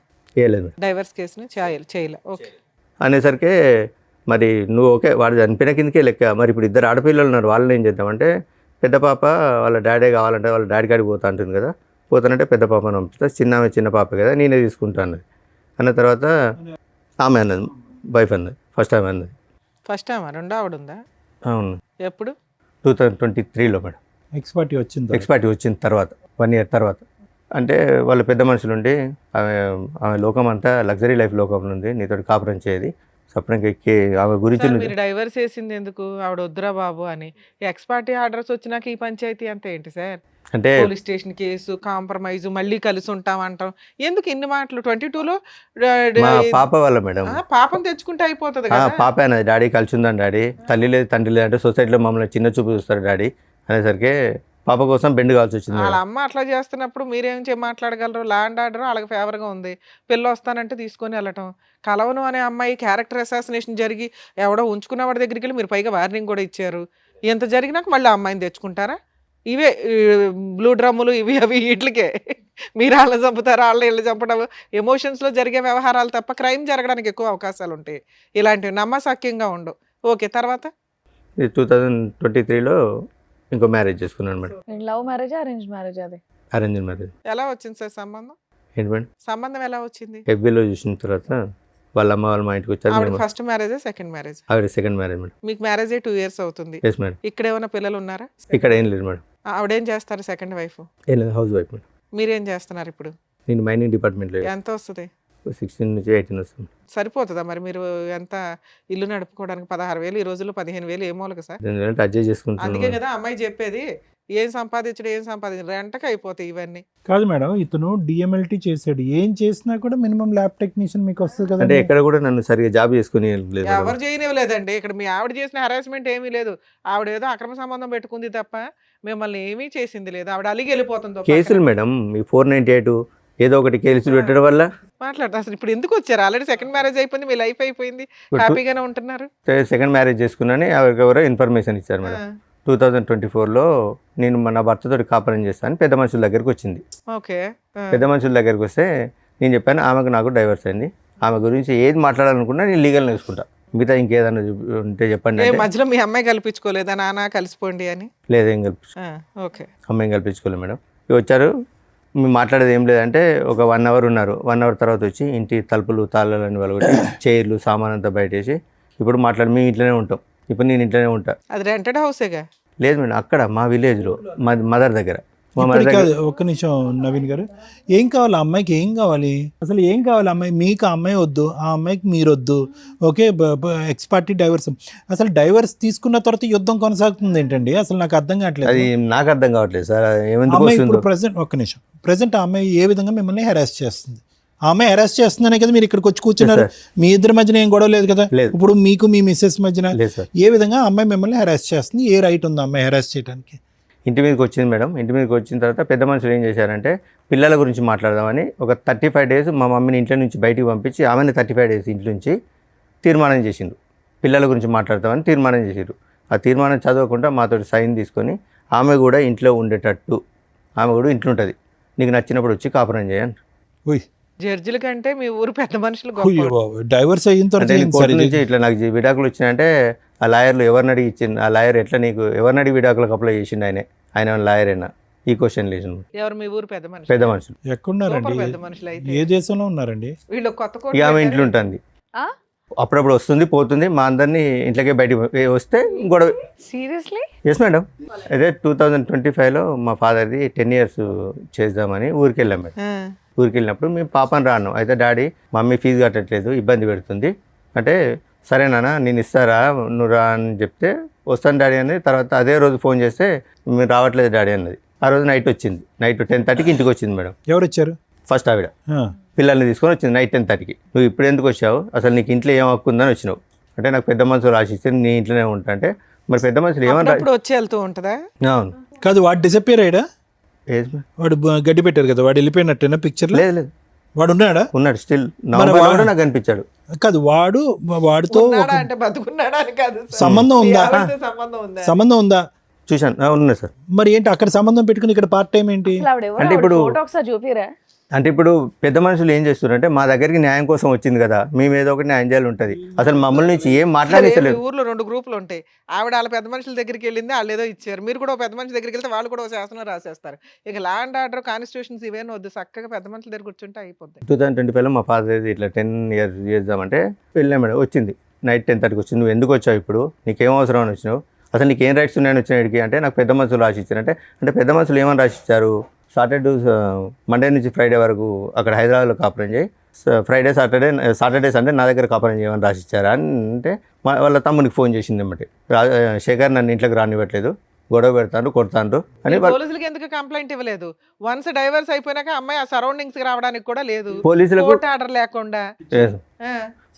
అదే రోజు ఆమె వాళ్ళ తమ్ముడు చేసిన తర్వాత 100 డయల్ చేసింది. మా అత్తయ్యను మా హస్బెండ్ నన్ను ఇంట్లోకి అరెస్ట్ చేస్తాను, ఇంట్లోకి రానివ్వట్లేదు. చెప్తారు కదా డైవర్స్ వచ్చినాయి అంటారు పేపర్లో. అయితే కానిస్టేబుల్ ఉండి ఈ నైట్ 10 గంటలకు గొడవ ఎందుకమ్మా, మీరు ఉండి వేరే ఇంట్లోకి ఎక్కడ ఉండండి, తెల్లారండి కానిస్టేబుల్ చెప్పాడు వేరే ఇంట్లో ఉండమని. కానిస్టేబులే చెప్పాను మేడం, వేరే ఇంట్లో ఉండండి, ఇప్పుడు ఈ నైట్ ఇప్పుడు ఆమె ఏదో ఒకటి అంటే మీరు ఏదో ఒకటి అంటారు, గొడవ అవుతుంది అంటే వెళ్ళిపోయినాం మేడం. నైట్ 1 o'clock వాళ్ళ తమ్ముడు ఒక 6 రౌడీలను తీసుకొని అక్కడికి వచ్చింది. ఇప్పుడు రండి మాట్లాడదామని మా మాట్లాడడానికి లేదు మేడం, ఒక 6 రౌడీలను తీసుకొని వచ్చి మీద దౌర్జన్యం చేశారు. మా పాప ఏం చేసింది, మా సిస్టర్ని చెప్పి తీసుకొని కొట్టింది. చెప్పి తీసుకొని కొడితే లేడీస్ కొట్టుకుంటారు. మీ సిస్టర్ ని కొట్టిందా మీ అమ్మాయి? ఎందుకు గొడవ రెచ్చగొట్టాలని. మీ పాప మీకే Yes, madam. ఫేవర్. అక్కడ వాళ్ళు చెప్పినట్టు ఉంటుంది, ఇక్కడ నాకు ఫోన్ చేసి డాడీ నన్ను ఇబ్బంది పెడతారని నాకు చెప్పి మహానటి. ఓకే, చిన్నపిల్ల ఏమి అనలేం. చెప్పి తీసుకొని కొట్టేసరికి మా చెల్లె మా పాపను కొట్టింది. వాళ్ళిద్దరూ కొట్టుకుంటే బయటకు వెళ్ళిండ్రు. వాళ్ళ తమ్ముడు ఏం చేసిండు, వెనక నుంచి మా అమ్మ మీద ఇంతలా రాయి ఎత్తేసిండు. జస్ట్ మా అమ్మ కాలు స్కిడ్ అయ్యేసరికి ఇట్లా రాసుకుంటూ వెళ్ళింది. ఎవరు మీ అమ్మగారికి? మా అమ్మగారికి రాసుకుంటూ వెళ్ళిన తర్వాత ఇదంతా మీ నాన్నగారు 10th anniversary రోజు. ఎస్ సార్, అంటే తెల్లారితే 10th anniversary అదేలేండి. ఆ రోజు నైట్. మీరు చెప్తున్నవన్నీ నిజాలేనా? Yes madam. ఇప్పుడు మీ ఆవిడతో మాట్లాడితే ఫస్ట్ వైఫ్ తో ఇప్పుడు లైవ్ వీడియోలు ఉన్నాయి మేడం. వాళ్ళు అమ్మాయి ఇవన్నీ చెప్తుంది. ఇప్పుడు ఈవిడ పరిస్థితి ఏంటి? ఇప్పుడు మీ సతీమణి, ఇప్పుడు భార్య, ఈవిడ పరిస్థితి ఏంటి? ఆవిడ ఓకే సార్. ఈవిడ ఓకే అంటే ఏ విధంగా ఓకే? ఇంత యుద్ధాలు జరుగుతుంటుంటే ఇంట్లో ఆవిడకి ఓకే ఎలా అవుతుంది? వాళ్ళ పేరెంట్స్ ఉంటారు, వాళ్ళు ప్రశ్నిస్తారు. అసలు ఆ అమ్మాయి రైట్స్ ఏంటి? ఇంకా మీ గొడవలు పెళ్లికి ముందు ఉన్నాయి, పెళ్లి తర్వాత ఉన్నాయి, విడాకులు అయిన తర్వాత ఉన్నాయి, ఎప్పటికీ కంటిన్యూ అవుతూనే ఉన్నాయి. మీరు మీ ఆవిడ అప్పుడు ఏం మాట్లాడలేదా? నువ్వు ఎందుకు వచ్చావు, మీరు ఎలాగో మాట్లాడలేదు, మీరు ఎలాగో తిట్టట్లేదు, పోనీ ఆవిడ కూడా మాట్లాడలేదా డివోర్స్ అయ్యాక ఎందుకు వస్తున్నావు అని చెప్పి? ఆవిడ లేరా అప్పుడు ఇంట్లో? ఎవరు ఉన్నారు? ఉన్నది ఆ అమ్మాయి. ఇక మమ్మీ వాళ్ళు మాట్లాడుతున్నారు కదా, మమ్మీ వాళ్ళు మేము మాట్లాడుతున్నాం కదా, ఆమె ఏమి ఎంటర్ కాలేదు. మరి వీళ్ళెవరూ మాట్లాడలేదుగా. అదే రోజు గొడవ అయిన తర్వాత తర్వాత ఏమైంది? హాస్పిటల్ నెక్స్ట్ డే రండి పోలీస్ కానిస్టేబుల్ అన్నాడు. ఆ కథ ఏమైందో చెప్పండి. స్టేషన్కి వెళ్ళినాం సార్. Very good. స్టేషన్కి వెళ్ళి ఇట్లా కంప్లైంట్ ఇస్తామంటే వాళ్ళు కూడా కంప్లైంట్ తీసుకొని వస్తున్నాడు అండి. ఆ రోజు మా బ్రదర్ ఉన్నాడు, మా మరిది నా మీద చేసిండు, నన్ను కొట్టిండని మా తమ్ముడిని ఇరికించింది. మా తమ్ముడిని మా బాబు మీద కేసు పెట్టింది. కేసు పెట్టేసరికి మీ మీద కూడా కేసు ఫైల్ చేయమంటాను, ఇద్దరి మీద FIR ఫైల్ చేస్తాను ఎస్ఐ గారు అడుగుతారు. మాకు పెద్ద మనుషులు రాసి ఇచ్చారు సార్. పోలీసులు పెద్ద మనుషుల జడ్జిమెంట్లు ఎందుకు ఒబే చేస్తారండి? మీరు డైవర్స్ పేపర్ చూపించాలి కదా. చూపించిన మేడం, చూపించిన పెద్ద మనుషుల లీడర్షిప్ అన్నారా? పెద్ద- ఏ పోలీసులు ఏ పోలీస్ స్టేషన్ చెప్పండి నాకు, ఇప్పుడు మాట్లాడతాను. Kodakandla police station. మాట్లాడించండి. ఏఎస్ఐ అన్నాడా? డైవర్స్ ఫోన్ చేసిన తర్వాత మీకు పెద్ద మనుషులుగా మీ ఫస్ట్ వారితో కలిసి ఉండమన్నారు, ఆ ఇంట్లో ఉండమని మీకు పోలీసులు చెప్పారా? ఎక్కడ వెళ్ళలేదండి ఇప్పుడు పోలీసులు అంటే పోలీసులు ఆ ఇంట్లో ఉండమని మీ వైఫ్ కి చెప్పారా? చెప్పలేదు మేడం. మీరు ఏ విషయం క్లారిటీగా అంటే మాట్లాడారు? మీరు తీర్మానం ఇచ్చినందుకు ఆమె ఇంట్లో ఉంటుంది, ఇట్లా చేస్తాను. మరి ఏంది పరిస్థితి అంటే పెద్ద మనుషులు ఎస్ఐ గారికి ఏమన్నారంటే, సరే ఇంకోసారి మేము రానివ్వము, ఎవరు అమ్మాయి? ఆ అమ్మాయిని ఇంట్లోకి రానియమన్నాడు. అన్న తర్వాత కూడా ఇప్పుడు 3 times వచ్చింది. అది వేరే. పెద్ద మనుషులు పంచాయతీలు పనికిరావు అనేది క్లారిటీ వచ్చింది. మీకు ఎస్ఐ కూడా చెప్పాడు, మీరెవరు జడ్జిమెంట్లు ఇవ్వడానికి పక్కకి వెళ్ళండి అని. సరే సార్ ఇంకోసారి ఇట్లాంటి బోడి పెత్తనాలు చేయమని పెద్ద మనుషులు అన్నారు, అంతేనా? ఆమె ఇంట్లోకి అప్పటి నుంచి రానివ్వం అన్నారు. వాళ్ళు సైడ్ అయ్యారు, ఆ జడ్జిమెంట్ సైడ్ అయ్యింది. మీ వైఫ్ అయినా లెక్క చేయకుండా వస్తుంది. వస్తుంది. Yes madam. ఇప్పుడు చిన్న చిన్న వాటికి మొన్న ఇప్పటికీ వస్తూనే ఉంది. లేదు లేదు. పోలీస్ స్టేషన్ లో కేసులే వేసారు. నస తప్ప ఏమీ లేదు ఇందులో. అంటే మధ్యరాత్రి కొట్టడానికి వస్తే నా హ్యాండ్ ఇరిగింది, మమ్మీకి తలకాయ కలిగింది. అయినా మీ కేసు తీసుకోరు, అలాగే వాళ్ళు వేసిన కేసులు తీసుకోలేదు. ఈ నస మీకు నడుస్తానే ఉంది. మిమ్మల్ని నమ్ముకొని వచ్చిన సెకండ్ వైఫ్ అయితే మీకు కష్టాలు పడతానే ఉంది. ఇప్పుడు ఇక్కడికి ఎందుకు వచ్చారు? ఇక్కడికి ఎందుకు వచ్చారంటే మొన్న రీసెంట్ గా ఒక 3 months బ్యాక్ మా పాప ఇంట్లో నుంచి వెళ్ళిపోయింది. పెద్ద అమ్మాయి వాళ్ళు హరాచి చేసి వెళ్ళిపోయిందా, వాళ్ళు దాచి పెట్టారో తెలియదు. తెలుసుకుంటే నాకు ఫోన్ చేశారు. ఎవరు ఫోన్ చేశారు? పోచారం PS నుంచి ఎస్ఐ గారు ఫోన్ చేశారు. మీ అమ్మాయి మిస్ అయింది, మీ దగ్గరకు వచ్చిందని. నా ఫోన్ పని చేయకుంటే అసలు మీ అమ్మాయితో మాట్లాడుతున్నారు? ఎంత పెద్ద పంచాయతీ పెట్టిన అమ్మాయిని మాట్లాడుతుంది, మీతో మాట్లాడుతుంది. మీ అమ్మాయి వెళ్ళిపోయింది, మీ దగ్గరికి వచ్చిందట, ఇట్లా వచ్చి కంప్లైంట్ ఇచ్చారంటే మా మదర్ ఉండి నా దగ్గర రాలేదు, మీ అబ్బాయి ఎక్కడ ఉంటే మా అబ్బాయి నా కాంటాక్ట్లో లేడు, మాకు తెలియదు అన్నారు. మధ్యరాత్రి 12 o'clock పోలీసులను తీసుకొని వాళ్ళ దగ్గర ఉంటారని కానిస్టేబుల్ తీసుకొని మా చెల్లె వాళ్ళ ఇంటికి సోదాకు వచ్చింది. 12 గంటలకు వస్తే మా బాబాయ్ ఆయన తిట్టడం, ఈ నైట్ 12 o'clock ఏందండి పిటిషనర్ని పట్టుకుని మా ఇంటికి వచ్చేది ఏంటంటే మా బావ వాళ్ళ ఫ్రెండ్ ఒక అన్నాడు. అంటే మైనర్ అమ్మాయి కాబట్టి ఎవరో మైనర్ కాబట్టి తండ్రి సంరక్షణ ఉండాలి, సో ఎవరో ఒకరు ఉండాలంటే తర్వాత ఆ రోజు 3 o'clock పాప మా మదర్కి ఫోన్ చేసింది. నానమ్మ నేను ఇక్కడ హన్మకొండ బస్ స్టాండ్లో ఉన్నాను, నన్ను ఇట్లా టార్చర్ పెడతారు, చిత్రహింసలు పెడతారు, నేను ఉండను, అందుకే ఇంట్లోకి పారిపోయినా, నేను ఆమెకు ఉండు ఎవరు ఇష్టం. నుంచి పారిపోవడం ఎందుకు? మీకు ఫోన్ చేసి మీ దగ్గరికి వచ్చేయచ్చుగా. అదే. అంత తెలివితే అట్లా ఎందుకు? ఎవరు అసలుకే? పెడుతున్నారు టార్చర్? వాళ్ళ అమ్మును వాళ్ళ మామ మొన్న రీసెంట్గా వాళ్ళ మామ ఇంట్లో ఫ్రెండ్స్ తోటి పార్టీకి ఏదో బర్త్డే ఫంక్షన్ ఉంటే వెళ్ళిందట. 5 o'clock వచ్చేది 7 o'clock వచ్చిందట. ఎక్కడికి వెళ్ళావని బెల్ట్ తీసుకొని కొట్టి బుట్ కాలుతో అన్నట ఫోన్ చేసి చెప్తుంది. మా ముందు మానటిస్తుంది. మీ అమ్మాయి ముదురు తెలివితే అట్లా మాకు అర్థం అవుతున్నాయి. ఏ పని చేసిందో మామ, ఇప్పుడు నువ్వు లేవు అక్కడ, మేనమామ కంట్రోల్ పెట్టాలి, పెట్టాడు. ఇగో ఇట్లాగే ఉంటాయి భార్యాభర్తలు విడిపోతే. ఆడపిల్లలు కానీ మగపిల్లలు కానీ టీనేజర్స్ ఇది ఒక డ్రామా. వాళ్ళకి ఫుట్బాల్ ఆడుకుంటారు పేరెంట్స్ని, వాళ్ళ క్యారెక్టర్లే పోతాయి. విడిపోయేటప్పుడు ఒక 100 సార్లు ఆలోచించండి. చెప్పండి. ఆవిడ దృష్టిలో ఆవిడ వాడుకుంటుంది, మీకు అవసరం వచ్చినప్పుడు మీరు వాడుకుంటున్నారు ఆ పిల్లని. ఇప్పుడు వాళ్ళ బ్రదర్ తోటి మాకు ప్రాణహాని ఉందా? ప్రాణహాని ఉంది మేడం. పోలీస్ స్టేషన్లో మీ అడ్వకేట్ ప్రైవేట్ కంప్లైంట్ ఇవ్వచ్చు. ఉన్న ఇన్సిడెంట్లు అన్ని పెట్టి. ఇప్పుడు పెద్దమ్మాయి ఎక్కడ ఉంది నవీన్ గారు? వాళ్ళ దగ్గర ఉంది, వాళ్ళ దగ్గరే ఉంది. మళ్ళీ అక్కడే చేరింది ఆ అమ్మాయి. అక్కడే చేరింది. మీ దగ్గరకు వచ్చేస్తానని అనట్లేదు? వచ్చేస్తా అని మాతో చెప్తుంది. అంటే ఇంట్లోంచి వెళ్ళిపోయేటప్పటికే, ఇంట్లోంచి బయటకు వెళ్ళినప్పుడే మీ అమ్మాయి మీకు ఫోన్ చేస్తుంది. వెళ్ళి స్టేషన్లో కంప్లైంట్ ఇవ్వాలి అంటే సరే ఇస్తా డాడీ అంటుంది, ఇవ్వట్లేదు. సరే ఇప్పుడు ఇవన్నీ ఎందుకు? వాళ్ళు మీ దగ్గరకు వచ్చినప్పుడు ఏ నష్టం జరుగుద్దో పోలీసులకు కంప్లైంట్ ఇవ్వడం, సర్దుకోవడం, మీ పని ఏదో మీరు చూసుకోవచ్చు. ఎందుకు వాళ్ళ ఇంట్లో ఏం జరుగుతుంది ఈ నష్టం ఎందుకు మీకు? ఎవరింట్లో? మీకు డైవర్స్ వచ్చినాయి, అయిపోయాయి. పెద్ద మనుషులు ఏదో పిలిచారు, అది క్లియర్ అయిపోయింది. 4 పీకారు, అది క్లియర్ అయిపోయింది. ఇప్పుడు మీ సెకండ్ వైఫ్తో మీరు ప్రశాంతంగా ఉంటే అప్పుడప్పుడు ఏదో న్యూస్ జరిగిద్ది, దాని మీద అడ్వకేట్ చూసుకుంటారు, పోలీసులు చూసుకుంటారు. దీన్ని ఎందుకు ఇంత రోజు అమ్మాయి ఏం చేస్తుంది, వస్తుందా రాదా, భార్య ఏం చేస్తుందా, వస్తుందా రాదా, ఇంటి మీద బామ్మర్ది ఏం చేస్తాడు, వస్తాడా, 4 వేసుకొని రారా, ఇదెందుకు ఇంత ఆలోచిస్తున్నారు మీరు? మీకు మీ ఫస్ట్ వైఫ్ మీద ఏమైనా ఫీలింగ్స్ ఇప్పటికీ ఉన్నాయా? లేవు, ఫుల్ స్టాప్. మీ పెద్ద అమ్మాయి మీద మీకు ఏమన్నా అమ్మాయి కావాలి అనేటటువంటిది ఉందా? ఆ అమ్మాయి అక్కడ హెరాస్ తల్లిలాగా లైఫ్ నాశనం అవుతుందేమో అని ఆ అమ్మాయిని సేవ్ చేయాలనుకుంటున్నారు. మిమ్మల్ని నమ్ముకుని వచ్చిన సెకండ్ వైఫ్ మీద మీకేమీ లేదా? ఉన్నది మేడం. ఏమిటండి, ఏమన్నా ఉందా? మాకే కోపం వస్తుంది. సెకండ్ వైఫ్కి రావాలి అసలు. ఏంది తింగరగాడిని ఇట్లా పెట్టుకుని కవర్ చేస్తున్నామని సెన్స్ ఉందా? ఉన్నప్పుడు భార్య క్యారెక్టర్ లేదని అంటున్నారు, క్యారెక్టర్ లేని భార్య కావాలంటున్నారు. కూతురేమో ఒకసారి నాకు ఫేవర్, ఒకసారి అమ్మకి ఫేవర్ అంటున్నారు. వాళ్ళు వద్దు అనుకుని డైవర్స్ చేశారు, వచ్చేసింది. అయినా ట్రై చేశారు, రాలేదు. వన్స్ మీరు పూర్తిగా క్లోజ్ అయిపోతున్నారు, వేరే అమ్మాయిని చేసుకొని అని తెలిసినాక ఆవిడ వచ్చినాక మిమ్మల్ని నమ్ముకొని ఎవరమ్మ ఒక అమ్మాయి వచ్చి విత్ క్యారెక్టర్తో వచ్చి మీ పక్కన కూర్చున్నప్పుడు ఆవిడకి ఎక్కువ ఇంపార్టెన్స్ ఇచ్చుకోవాలి సెకండ్ వైఫ్కి. ఈ అమ్మాయిది చిన్న నసలు కొన్ని రోజులు జరుగుతాయి, ఆ నసలేవో క్లియర్ చేసుకోవాలా, ఊరుకోవాలా. స్టిల్ ఇప్పటికీ తవ్వుకుంటున్నారు మీరు ఇదే పనిగా. సంపాదించేది పావల, పంచాయతీలు 100. సరే ఓకే, ఇక్కడికి ఎందుకు వచ్చారు? ఇప్పుడు నా అడ్రస్ తెలుసుకోవడానికి ఏదో ఒకటి పాపని ఎర్రగా వాడుతుండ్రు, లేకపోతే అక్కడికి వెళ్ళి మా మమ్మీని అరెస్ట్ చేసి చేయొచ్చు కదా సార్, మీ చేతిలో ఉంది ఆయుధం, ఫోను. అంటే ఇంటికి వెళ్ళి మమ్మీని అరెస్ట్ చేస్తాను మేడం. మీ అమ్మగారు కంప్లైంట్ ఇస్తే అయిపోతుంది, చాలా కంప్లైంట్ ఇస్తే ఎస్ఐ గారు సింపుల్ పెద్ద మనుషులలో మాట్లాడుకుంటుండ్రు అంటున్నారు కదా. అడ్వకేట్ని పెట్టుకుంటే ప్రైవేట్ కంప్లైంట్ అయిపోయా, సింపుల్ ప్రాసెస్. మీతో పాటు ఎవరైనా వచ్చారా? ఎవరు రాలే మేడం. వాళ్ళు కూడా నీతోటి మేము తిరగడం వల్ల వాళ్ళు కూడా మమ్మల్ని స్ట్రగుల్ చేస్తారని. యాక్చువల్లీ ఏంటంటే పెద్ద మనుషులు జరుగుతుంటే కూడా నా మీద అంటే మామూలుగా ఎంసీ కేసు వేసింది మేడం. అంటే ఇక్కడ మళ్ళీ పెద్ద మనుషులలో సెటిల్ చేసుకుంటే మళ్ళీ ఎంసీ తిరగాలని నేను ఫీజు కట్టట్లేదు మేడం. సార్ మీతో పాటు ఎవరైనా వచ్చారా? నా రెండో భార్య వచ్చింది మేడం. హలో అండి, మీ పేరు? శ్వేత మేడం. శ్వేత గారు. సో విన్నారు కదండి ఇప్పటివరకు ఆయన చెప్పింది. సో మీరన్నా గట్టిగా ఏదో ఒకటి మాట్లాడొచ్చు కదా. అంటే ఇప్పుడు ఆయనకి కూతురు మీద ప్రేమ ఎక్కువ ఫస్ట్ నుంచి కూడా. నేను ఏం చెప్పినా కానీ వినే సిచ్యువేషన్ లేదు. మీరు బయట నుంచి వచ్చారన్న ఒక ఫీలింగ్ ఒకవేళ నేను ఏమన్నా చెప్పినా అమ్మాయి వచ్చి తండ్రిని కూతుర్ని విడదీసేసింది అని అంటారని నేను ఇప్పటి వరకు కామ్గా ఉన్నాను. పైగా ఇంకోటి ఏంటంటే నేను ఒక ఆడపిల్లని, ఆ అమ్మాయి ఒక ఆడపిల్ల, ఫస్ట్ నుంచి బాధలు పడుతూనే ఉంది. అంటే వీళ్ళ పేరెంట్స్ అమ్మాయి ఆమెను ఈయన కలిసి ఫస్ట్ నుంచి పిల్లల్ని ఇబ్బంది పెడుతూనే ఉన్నది అని చెప్పేసి నేను కూడా సరే మాట్లాడు అని చెప్పేసి ఊరుకున్నాను నేను. ఓకే, ఇంకా కూతురే కదా అని మాట్లాడమని వదిలేశారు. కానీ ఆ అమ్మాయి ఒక్క నిమిషం శ్వేత గారు, ఇప్పుడు ఆ అమ్మాయి ఆ అమ్మాయి యొక్క మెంటల్ స్టేట్ స్టేబుల్గా ఉందని అనుకోవచ్చా? ఎవరు ఇప్పుడు ఓకే ఇతనికి ప్రేమ ఉంది, ఒక నిమిషం నా మాట వినండి, ఈ యుద్ధాలు గొడవలు ఇవన్నీ చూసి ఆ అమ్మాయి ఆల్రెడీ మెంటలీ డిప్రెస్ అయ్యిందేమో అని నాకు అనిపిస్తుంది. ఆ అమ్మాయికి ఒక స్టెబిలిటీ లేదు, స్నేహితులు గీతులు అనేటటువంటి వరదలో కొట్టుకుపోతుంది. రాత్రి అర్ధరాత్రి అనక అపరాత్రి అనక ఇంటికి వస్తుంది. తిట్టినప్పుడు నాన్న గుర్తు వస్తున్నాడు, తిట్టినప్పుడు ఇంట్లో వాళ్ళు నిలదీనప్పుడు ఆ ఇంట్లో ఉంటుంది.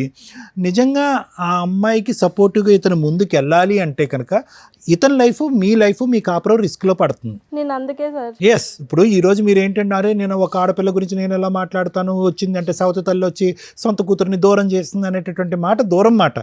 ఈరోజు అతను ముందుకొచ్చి ఫీజు కడతానన్నా, అతను వచ్చి ఆ అమ్మాయి సంరక్షణ తీసుకుంటానన్నా అంత సాఫీగా జరిగేటటువంటి అంశమా? ఫస్ట్ ఆఫ్ ఆల్ ఆ అమ్మాయి వస్తుందా? దామ్మ తలుపులు తీసే రా అంటే ఆ అమ్మాయి వస్తుందా? I don't think so. అక్కడ వాళ్ళ ఇంట్లో గర్జించినప్పుడు, నిలదీసినప్పుడు, ప్రశ్నించినప్పుడు నానా అని అంటుంది, ఆ తర్వాత షట్.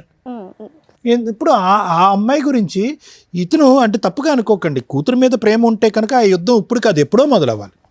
ఎప్పుడో కూతురు గురించి యుద్ధం అనేది ఎప్పుడో మొదలవ్వాలి, అప్పుడు మొదలవ్వలేదు. ఎప్పుడైతే విడాకులు అయిందో ఆ అమ్మాయి ఎప్పుడైతే ఫోన్ చేసి నాన్న అంటం మొదలుపెట్టిందో, అమ్మో మా నాన్న నా కూతురు అక్కడ నలిగిపోతుంది అనేటటువంటి ఫీలింగ్లో వస్తున్నారు. నా గట్ ఫీలింగ్, నా అంతరాత్మ ఏం చెప్తుందంటే ఈ మొత్తం సినారియోలో ఒక టీనేజ్లో సైడ్ ట్రాక్ అయినటువంటి ఒక ఆడపిల్ల సిచ్యువేషన్ అడ్వాంటేజ్ తీసుకుంటుంది అన్నది నా అభిప్రాయం. సేమ్ ఇప్పుడు ఆ అమ్మాయి కాదు, ఆ అమ్మాయిని నువ్వే సంరక్షణ చూసుకో, ఆ అమ్మాయిని అమ్మ నువ్వు అక్కడే పెరిగావు, అక్కడే పుట్టావు, అక్కడే మీ అమ్మ దగ్గరే ఇంతకాలం ఉన్నది, నేను చూసింది నా మాత్రమే, ఒక తండ్రిగా నేను నీ మొహం చూసింది నా మాత్రమే, తల్లి అయినా ఎవరైనా అక్కడే నువ్వు చూసుకో అమ్మా అని చెప్పి మీరు వదిలేస్తే కనుక మీ సంసారం బాగుంటుంది. ఇప్పుడు ఏంటంటే ఇతను విడాకులు ఇచ్చాడు, సడన్గా ఇప్పుడు కూతురు సంరక్షణ అనేటువంటి ఆలోచన వచ్చేటప్పటికి 2 పడవల మీద కాలు వేసేటప్పటికి అక్కడ తల్లికి మామకే అగ్గుల మీద గుగ్గులం అవుతున్నారు, ఈ అమ్మాయిని ట్రాప్ చేస్తున్నారు మీరు అనేటటువంటి ఫీలింగ్తో. అంతే కదా శ్వేత గారు, అదే కదా ఇక్కడ సబ్జెక్టు. లేదంటే ఆ అమ్మాయి ఎందుకు ఇక్కడికి వస్తుంది పదే మీ భార్య విడాకులు అయిన తర్వాత? సరే సార్, ఇక్కడికి ఎందుకు వచ్చారు మీరు? ఏం కావాలని వచ్చారు? మేము అంటే ఇక్కడ హైదరాబాద్లో ఉంటాము, అత్తయ్య గారు ఊర్లో ఉంటారు. మేము దొరకట్లేదు అని చెప్పి వెళ్ళి అత్తయ్య గారిని కొట్టుడు, పిల్లలు లేకపోతే పెద్దమ్మాయి కూడా చెప్పు తీసుకొని కొట్టంటే చెప్పు తీసుకొట్టుడు. ఎందుకమ్మా ఏమని చెప్పి కొడుతున్నారు పెద్దవాడిని? డబ్బులు అడిగిపో. అదే డబ్బులు అడిగిపో. మెయింటెనెన్స్ కాదు మేడం, అదే డబ్బులు అంతే. డబ్బు ఎంతో కొంత ఫీజులు కూడా కాదు, వాళ్ళు ఖర్చులకి డబ్బులు అడిగిపో. నువ్వు ఎందుకు కొట్టావు, నువ్వు ఎందుకు ఇయ్యో అని చెప్పేసి పెద్ద పాప వెళ్ళి, చిన్నదంటే తెలీదు తనకి, పెద్దది వెళ్ళి కొట్టుకుపో అంటే వెళ్ళి కొట్టడం. మరి అదే పాప నాయనమ్మ నేను ఇక్కడ ఉన్నాను, బస్ స్టాండ్ లో ఉంది, నా పరిస్థితి బాగాలేదని చెప్పి ఫోన్ చేసి, ఇప్పుడు మా నంబర్స్ ఏం లేవు తన దగ్గర సార్ మాకు చేయడానికి. నాయనమ్మే హెల్ప్ కోరినటువంటి అమ్మ ఈ రోజు నాయనమ్మని కొడుతుందని అంటున్నారు కదా. అంతకుముందు సార్ అంతకుముందు నాయనమ్మ కొట్టుపో అంటే కొట్టడం మానేసి ఇంటికి రావడం మానేసి ఎంతకాలం అయింది? ఏదో వస్తూనే ఉన్నారు మేడం వాళ్ళు. అంటే కొట్టడం లేదు, అంటే మీరు ఎక్కడ ఉన్నారో తెలియక అక్కడ attack చేస్తారు. ఒకసారి వచ్చి ఏం చేస్తారు? వచ్చింది 2 days ఉంటుండ్రు వెళ్ళిపోతుంది. పిల్లలేనా ఆవిడ కూడా? ఆవిడే వస్తుంది. వస్తారు మేడం. అప్పుడు ఏం చేస్తున్నారు ఇంట్లో వంట ఎవరు చేస్తున్నారు? వాళ్ళే చేసుకుంటారు. వాళ్ళు చేసేసుకుని వాళ్ళ వరకు ఉండి వాళ్ళ వరకు మళ్ళీ సర్దుకొని శ్వేత గారు ఆ 2 days ఎలా నడుస్తుందమ్మా? ఆ 2 days ఎలా నడుస్తుంది? అది తెలీదు సార్ నాకు. కాదు మీ ఇంటికి వస్తుంది ఆవిడ, పిల్లలతో పాటు వస్తుంది, వీళ్ళకి తెలియదు, వాళ్ళ అత్తగారు ఉండరు. సాటర్డే సండే మమ్మీ ఉండదు, మా సిస్టర్ ఇప్పుడు 8 months క్యారింగ్ మేడం, ఇక్కడికి వస్తుందండి. మమ్మీ లేనప్పుడు వస్తుంది, ఓకే ఓన్లీ ఫెస్టివల్స్ చూసుకొని వస్తుంది.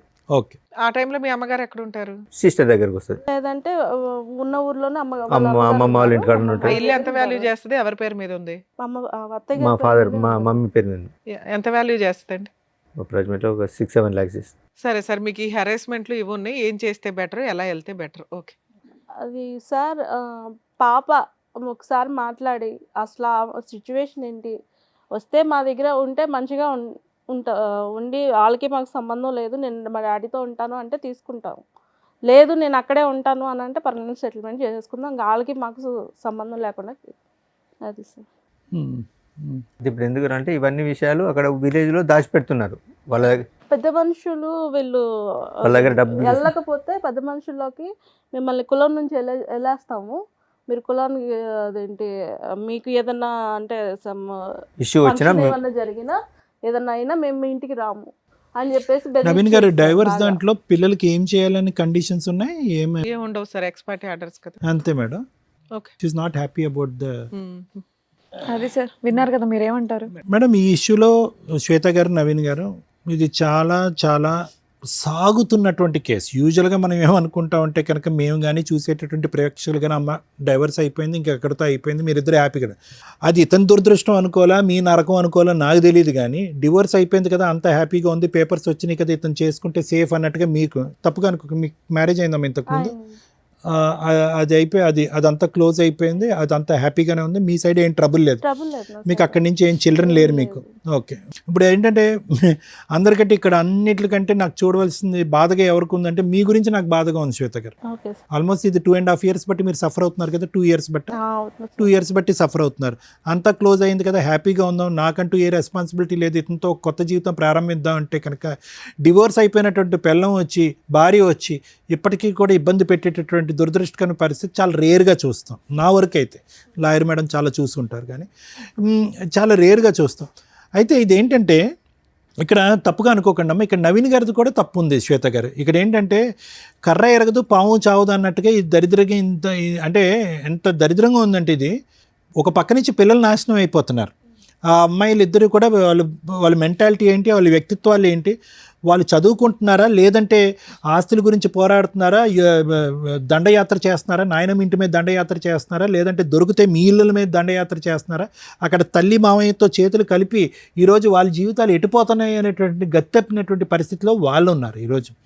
ఎందుకు ఈరోజు నవీన్ గారు ఇప్పుడు ఎందుకంటే ఆవిడతో మనం మాట్లాడలేదు, ఆవిడ ఉద్దేశం ఏంటి, ఆవిడ ఎవరితో ఎటువంటి సంబంధం పెట్టుకుంది అనేటటువంటి అంశం ఈరోజు ఇతను చెప్పినటువంటి దాన్ని బట్టి మనం వీ కెనాట్ డిక్లేర్ చేయటం కూడా కాదు. ఆవిడతో మాట్లాడదామని ప్రయత్నం చేసేటప్పటికి ఆవిడ ఫోన్ మాట్లాడటానికి అంగీకరించలేదు. ఇక నవీన్ గారిని ఎందుకు నేను తప్పుపడుతున్నాను అంటే 3 అంశాలు. ఒకటి తాగుడు, ఆవిడకి ఎక్కడో నమ్మకం పోయింది. ఓకే సరే, ఆవిడ వెళ్ళిపోయిన తర్వాత తాగాడా ముందు ఉన్నప్పుడు తాగాడా అనేటటువంటిది ఒకటి, అదొకటి. అది చిన్న అంశం వేశారు, ఇప్పుడు మానేశాను కదా ఇప్పుడు ఏం తాగట్లేదని మీరు అంటారు, అది పక్కన పెట్టండి. రెండోది ఏంటంటే బాధ్యత. ఆవిడ ఏంటంటే మొదటి నుంచి ఇతను పని చేయాలి, ఇది చేయాలి, అది చేయాలంది. మూడో అంశం ఏంటంటే కనుక ఈ నాంచుడు ధోరణి ఏదైతే ఉందో ఆవిడ నాంచిందా ఇతను నాంచాడు అనేది కాదు. వీళ్ళిద్దరూ 2008 పెళ్ళయిన తర్వాత 2023లోనో 22లోనో డైవర్స్ వచ్చిందండి. 22లో సార్, 22లో డైవర్స్ వచ్చింది. అదో 2 ఇదో 2 అంటే దగ్గర 14 సంవత్సరాల పాటు వీళ్ళు కొట్టుకుంటూనే ఉన్నారు. పెళ్లి చేసుకుని పట్టుమని 1-2 సంవత్సరాలు కూడా హ్యాపీగా లేరు, కొట్టుకుంటూనే ఉన్నారు. ఒకసారి ఆవిడ కాంప్రమైజ్ అయితే ఒకసారి ఇతను కాంప్రమైజ్ అవుతారు. ఏది ప్యారలల్గా ఇతను చెప్పినప్పుడు ఏది ఆవిడకి 2013-14 నుంచి ప్యారలల్గా ఇంకొక వ్యక్తితో సంబంధం ఉంది అనేటటువంటిది తెలిసినట్టు కూడా ఆవిడ ఇతను లెక్క ప్రకారం చెప్పిన లెక్క ప్రకారం అక్కడ ఒక గర్భం దాలుస్తుంది, ఆ గర్భాన్ని తీసేస్తుంది, ఆ ప్రెగ్నెన్సీ ఆవిడ అబార్ట్ చేసుకుంటుంది. ఇతనితో ఒకసారి సంసారం చేస్తుంది, ఆ ప్రెగ్నెన్సీ తీస్తుంది, మళ్ళీ ఇంకో పాపను కంటుంది. అంటే ఈ కన్ఫ్యూజన్లో ఎక్కడో చోట నవీన్ గారు బలంగా నిలబడి ఇతను ఏంటంటే కనుక ఎక్కడ బహుశా ఆ డబ్బులు ఇవ్వాల్సి వస్తుంది, ఆ మెయింటెనెన్స్ ఇవ్వాల్సి వస్తుంది అనేటటువంటి ఆలోచనతో ఏంటో అతని బ్యాక్గ్రౌండ్లో లీగల్గా ఉండేటటువంటి థాట్ ఏంటో నాకు తెలియదు, కానీ ఎప్పుడూ కూడా అతను నాకు ఈవిడ వద్దు, ఈవిడతో నేను సంసారం చేయను, కాపురం చేయను అనేటటువంటి పరిస్థితి వచ్చుంటే కనుక ఈరోజు ఆ ఆడపిల్లలు పుట్టకుండా అంటే రెండో ఆడపిల్ల పుట్టకుండా అయినా ఉండుండేదమ్మా. ఎందుకంటే వీళ్ళిద్దరి మధ్యన కొద్దో గొప్ప హ్యాపీగా ఉన్న టైంలో పెద్ద ఆడపిల్ల పుట్టేస్తుంది. ఓకే, కానీ వీళ్ళిద్దరి యొక్క డైనమిక్స్ ఎప్పుడు కూడా బ్యాలెన్స్డ్గా లేవు, ఎప్పుడు కూడా బ్యాలెన్స్డ్గా లేవు. ఇతను ఫైనాన్షియల్ రీజన్తోనో ఇంకో బాధ్యత తీసుకుంటుందో లేదంటే పిండి ఆరేస్తుంది డబ్బులు ఇవ్వాల్సిన ఉద్దేశంతో తూతూ మంత్రంగా ఆ అమ్మాయిని మళ్ళీ జీవితంలో పిలుచుకున్నాడు. అనవసరం రెండో బిడ్డ పుట్టింది కదమ్మా. అంటే కేవలం ఆ అమ్మాయి ఇతను చెప్పినటువంటి విధంగా ఏంటంటే ఆ అమ్మాయికి బ్యాలెన్స్ లేదు.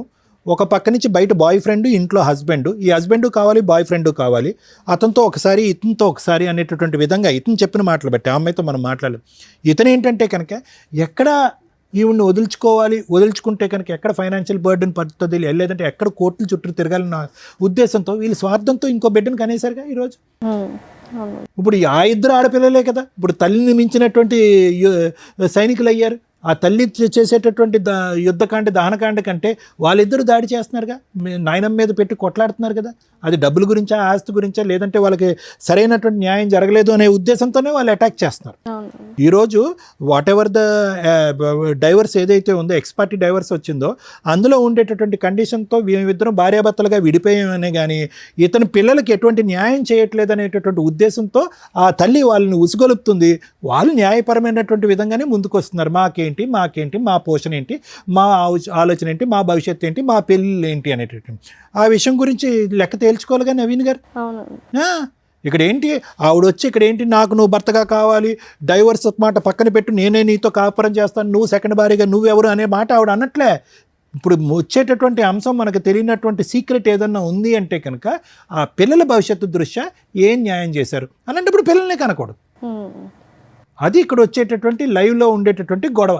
అది ఈ మధ్యలో ఏమవుతుందంటే ఓకే ఇవన్నీ లీగల్ పరమైనటువంటి అంశాలు, నాకు ఉన్నటువంటి పరిజ్ఞానం ఆ మాత్రమే, ఆ అంశం నేను పక్కన పెడతాను. కానీ ఇక్కడ తేల్చుకోవాల్సిన ప్రేక్షకులకు ప్రత్యేకంగా చెప్పేటటువంటిది అంశం ఏంటంటే భార్యాభర్తల మధ్యన మీ ఇద్దరి మధ్యన ఏమైనా డిఫరెన్సెస్ ఉంటే ఐదర్ మీడియేషన్ కానీ లేదంటే కౌన్సిలింగ్ ద్వారా కలిసే అన్నటువంటి ప్రయత్నం చేయండి, లేదంటే లీగల్ పరమైనటువంటి స్టెప్స్ తీసుకుని విడిపోవటానికైనా ప్రయత్నం చేయండి. ఏదైనా కూడా త్వరగా జరగాలి. ఆ న్యాయం కలిసి ఉండేటటువంటి న్యాయం అయినా త్వరగా జరగాలి, లేదంటే విడిపోయేటటువంటి న్యాయం అయినా జరగాలి. ఎందుకంటే ఇందులో ప్రత్యేకంగా ఈ యుద్ధంలో పిల్లలు పావులు అవుతారు, ఫైనల్గా పిచ్చి వాళ్ళు అవుతారు. ఇప్పుడు చూడండి ఆ పిల్లలు, పెద్ద అమ్మాయి ఖచ్చితంగా నేను చెప్తున్నాను, ఆ అమ్మాయి మానసికపరమైనటువంటి స్టెబిలిటీ మీద ఒక క్వశ్చన్ మార్క్ ఉంది, చదువు సంధ్యల మీద ఎటువంటి దృష్టి పడుతుంది అనేటటువంటి అంశం మీద ఒక క్వశ్చన్ మార్క్ ఉంది, వ్యక్తిత్వం ఏం మారిపోతుంది అనేటటువంటి దాని మీద క్వశ్చన్ మార్క్ అవుతుంది. ఎందుకంటే ఉదయం లేచిన దగ్గర నుంచి సాయంత్రం వరకు వాళ్ళకి ఫుల్ టైం ఎజెండా ఏదన్నా ఉంది అంటే తండ్రి ఎక్కడ ఉన్నాడు, ఆ అమ్మాయి పెళ్లి చేసుకున్న శ్వేత ఎక్కడుంది, వాళ్ళిద్దరు దొరుకుతారా, లేదంటే వాళ్ళు దొరకనప్పుడు ఆ ఇంటి మీద దాడి చేద్దాం, మాకేం రావాల్సినటువంటిది కరెక్టే, వాళ్ళు ఫైట్ చేసేటటువంటిది బహుశా వాళ్ళు ఆడపిల్లలు ఫైట్ చేసేటటువంటి దాంట్లో న్యాయం ఉందండి. ఎందుకంటే మీరిద్దరు సుఖ సంతోషాలని సింపుల్గా డైవర్స్ వచ్చేసింది, మీరిద్దరు హ్యాపీగా ఉన్నారు, రేపో మాపో మీకు ఒక పిల్లో పుడుతుంది, మా పరిస్థితి ఏంటి అనేటటువంటి అభద్రత గురించి మాట్లాడుతున్నారు ఆ పిల్లలు. దానివల్ల వాళ్ళు మానసికంగా డిజాస్టర్ అయిపోతున్నారు. దాంతోపాటు ఏంటంటే వాళ్ళ అమ్మ ఒక పక్క నుంచి, వాళ్ళ మావయ్య ఒక పక్క నుంచి, వాళ్ళిద్దరు బ్రెయిన్లో ఫీడింగ్ ఇచ్చేటప్పటికి ఇద్దరు ఆడపిల్లల యొక్క మానసిక పరిస్థితి కంప్లీట్గా ఇంబ్యాలెన్స్ అయింది. సో నా వరకు ఏంటంటే ఎవరైనా కూడా దయచేసి పిల్లల మీద ఇటువంటి ప్రభావం పడేంత వరకే, యాజ్ ఇట్ ఈస్ టీనేజ్లో ఉండేటటువంటి ఆడపిల్లలైనా అబ్బాయిలైనా వాళ్ళ యొక్క ఎడ్రినర్జిక్ రెస్పాన్స్ వల్ల వాళ్ళు కొద్దిగా హైపర్గానే ఉంటారు, అడ్వెంచరస్గానే ఉంటారు, ఛాలెంజింగ్గానే ఉంటారు, స్టబర్న్గా ఉంటారు, మొండిగా. ఇవన్నీ కూడా హార్మోన్ పరమైనటువంటి మార్పు. కానీ అది 30% అయితే కనుక ఇటువంటి మానసిక పరిస్థితి క్రియేట్ చేసేటటువంటి తల్లిదండ్రులు మన స్వార్థపూరితమైనటువంటి ఆలోచనల గురించి ఈరోజు అమ్మాయి ఖచ్చితంగా డబుల్ గేమ్ ఆడట్లే. పెద్ద అమ్మాయి ఇంట్లో వాళ్ళ అమ్మ నాన్న గర్జించినప్పుడు, లేదంటే వాళ్ళ అమ్మని మామయ్య గర్జించినప్పుడు ఒక విధంగా. సో నేను అనేది అంటే అది ఒక అంశం అండి నేను ప్రత్యేకంగా చెప్పేది.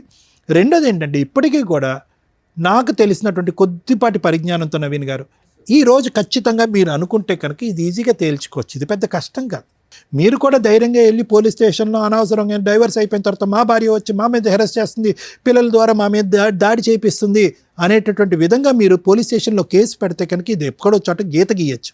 కానీ మీకున్న భయం ఏంటంటే బహుశా ఇక్కడ ఏంటంటే ఎంతో కొంత లెక్క చెప్పో, ఫైనాన్షియల్గా వాళ్ళకి ఒక అడ్వాంటేజ్ ఇచ్చో, లేదంటే ఒక భవిష్యత్తు పరమైనటువంటి ఒక గ్యారంటీ ఇచ్చో మీరు బయటపడాలి.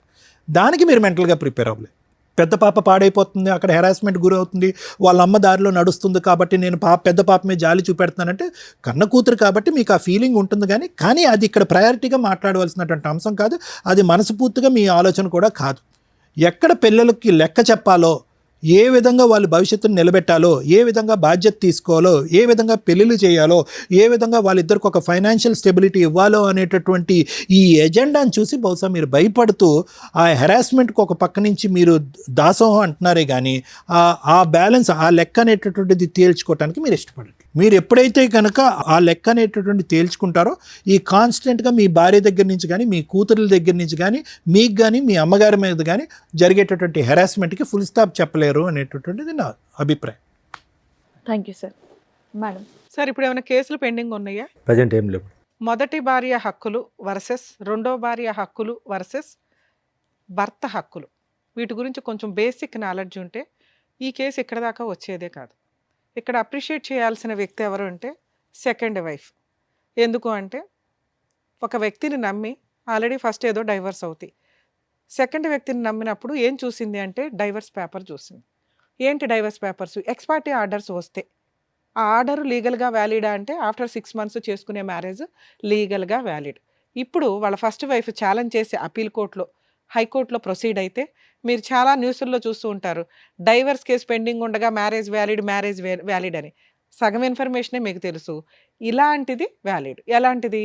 అతను ఎక్స్పార్టీ ఆర్డర్సో ఏదో తెచ్చుకున్నాక 6 మంత్స్ దాటిపోయినాక వాళ్ళు డైవర్స్ కేసు హైకోర్టులో అప్పీల్కి వేసుకున్నప్పుడు ఈ మ్యారేజ్ డిలే, లేకపోతే లోయర్ కోర్టులోనే రీఓపెన్ చేసినప్పుడు డిలే అయిపోయింది, లిమిటేషన్ అయిపోయింది. లిమిటేషన్ తర్వాత చేసుకునే మ్యారేజ్ లీగల్గా వ్యాలిడ్. సో ఆ డైవర్స్ కేసు కంటిన్యూ అవుతూనే ఉంటుంది. ఫైనల్గా జడ్జి గారు అట్లాంటి కేసుల్లో కొంత కాంపెన్సేషన్ ఆర్డర్ చేస్తారే తప్ప ఈ సెకండ్ మ్యారేజ్ వ్యాలిడ్ కాదు అని అనరు. సో ఎవరన్నా జెంట్స్ కానీ లేడీస్ కానీ మీకు ఎక్స్పార్టీ ఆర్డర్స్ డైవర్స్ కాపీస్ కనుక చూపిస్తే 6 మంత్స్ కంప్లీట్ అయిందా లేదా చూసుకొని ఆఫ్టర్ 6 మంత్స్ మ్యారేజ్ చేసుకోండి. అది లీగల్గా వ్యాలిడ్. ఫస్ట్ వైఫ్ కానీ ఫస్ట్ హస్బెండ్ కానీ ఫైటింగ్ చేస్తున్నా కూడా మీకు ప్రాబ్లం లేదు, అవి ఫర్దర్గా నడుస్తూ ఉంటాయి. కానీ యూజ్ ఏముంది? ఇప్పుడు ఈ సెకండ్ వైఫ్ హెరాస్మెంట్ పడుతున్నట్టు లెక్క. ఆ అమ్మాయికి వేరే ఆప్షన్ లేదు. ఇక్కడ భర్త మంచోడా చెడ్డోడా, భర్తతో హ్యాపీనెస్ ఏముంది, ఈ మంచి చెడుల గురించి ఆలోచించడం కంటే భర్త ఉంటాడా ఓడతాడా అనే కన్ఫ్యూజన్లోకి వెళ్ళిపోతుంది. ఎందుకంటే భర్త హ్యాపీగా లేడు, ఫైనాన్షియల్గా సంపాదించడం మీద కాన్సన్ట్రేషన్ లేదు, సెకండ్ వైఫ్ను బాగా చూసుకునే విధం మీద కాన్సన్ట్రేషన్ లేదు. నా పిల్లలు, నా ఫస్ట్ వైఫ్, మా అమ్మంతా అంటున్నారు, మా ఇంట్లో వాళ్ళని స్టిల్ 15 ఏళ్ళ నుంచి 20 ఏళ్ళ నుంచి ఏ నష్టం జరిగిందో అది సెకండ్ మ్యారేజ్ తర్వాత కూడా కంటిన్యూ అవుతుంది. ఒకవేళ ఎవరైనా అమ్మాయి కానీ, అబ్బాయిలకి పెద్ద ప్రాబ్లం ఉండదులేండి, ఎందుకంటే అమ్మాయిలు అన్నీ కట్ చేసుకుని వస్తారు ప్రాపర్గా. అబ్బాయిల్ని ఎవరన్నా చేసుకుంటుంటే ఈవిడలాగా సఫర్ అవ్వకండి.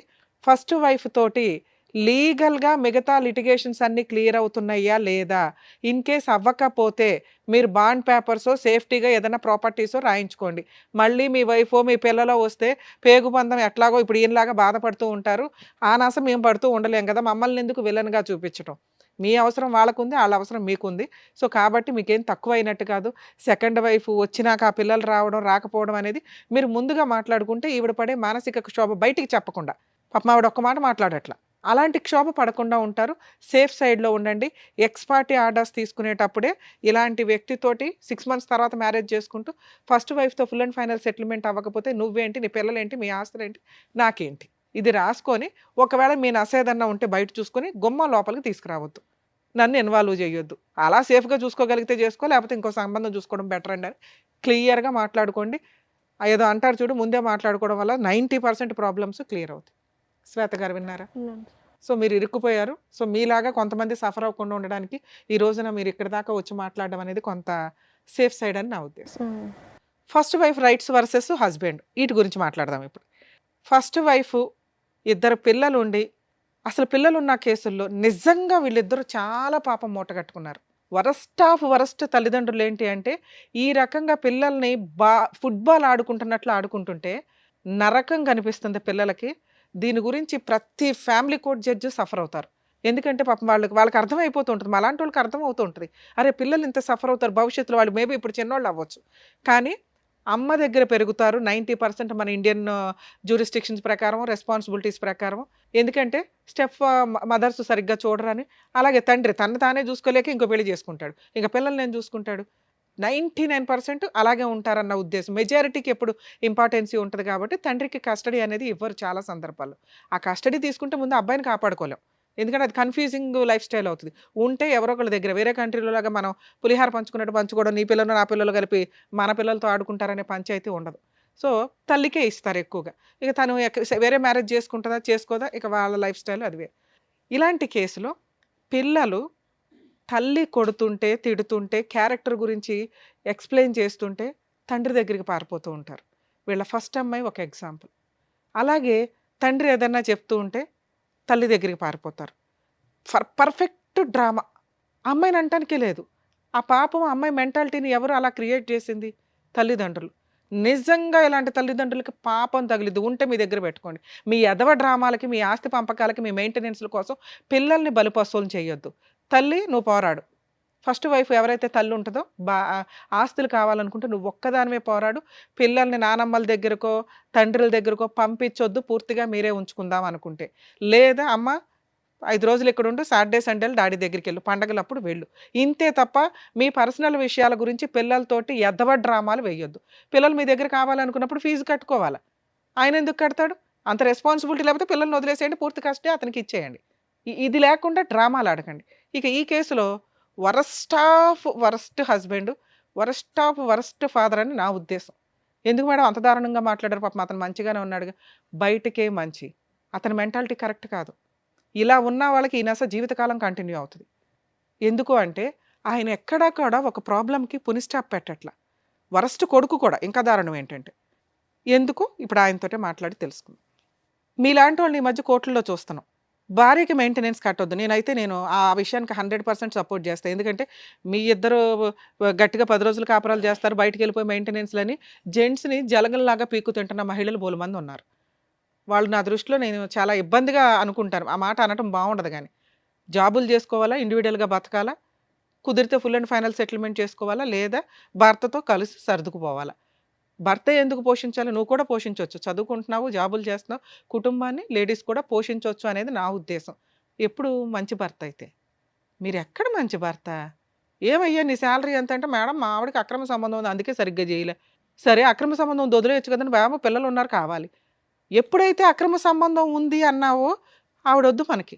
ఎందుకంటే అలాంటి క్యారెక్టర్లెస్ అనే అమ్మాయిని ఇంట్లోకి తెచ్చి నువ్వు ఏ రకంగా పడుకుంటావు, ఏ రకంగా ఇంకో పిల్లని కంటావు? నీ క్యారెక్టరే లేదు కదా. అంటే మీకు అవసరం కేసులు వేస్తే కోర్టుల చుట్టూ తిరగాల, ఏదో రకంగా అబద్ధం చెప్పి ఇంట్లోకి తెచ్చుకొని 4 రోజులు వాడేసుకొని మళ్ళీ కేసులన్నీ క్లోజ్ చేసుకున్నా మళ్ళీ పోటాడుకుందాం ఫ్రెష్గా. 2, భార్యకి మెయింటెనెన్స్ ఇవ్వకపోతే అది మీ హక్కు, నేనేం మాట్లాడను. మీకు పుట్టిన పిల్లలకి మీరు మెయింటెనెన్స్ ఇవ్వకుండా బాబ్బా జైలుకి వెళ్ళి వచ్చేసారు. ఎందుకు వదిలేయాలి మిమ్మల్ని? వాళ్ళు చేస్తున్నది 100% కరెక్ట్. మీ ఫస్ట్ వైఫ్ చేస్తున్నది 100% కరెక్ట్, వాళ్ళ బ్రదర్ చేస్తున్నది 100% కరెక్ట్.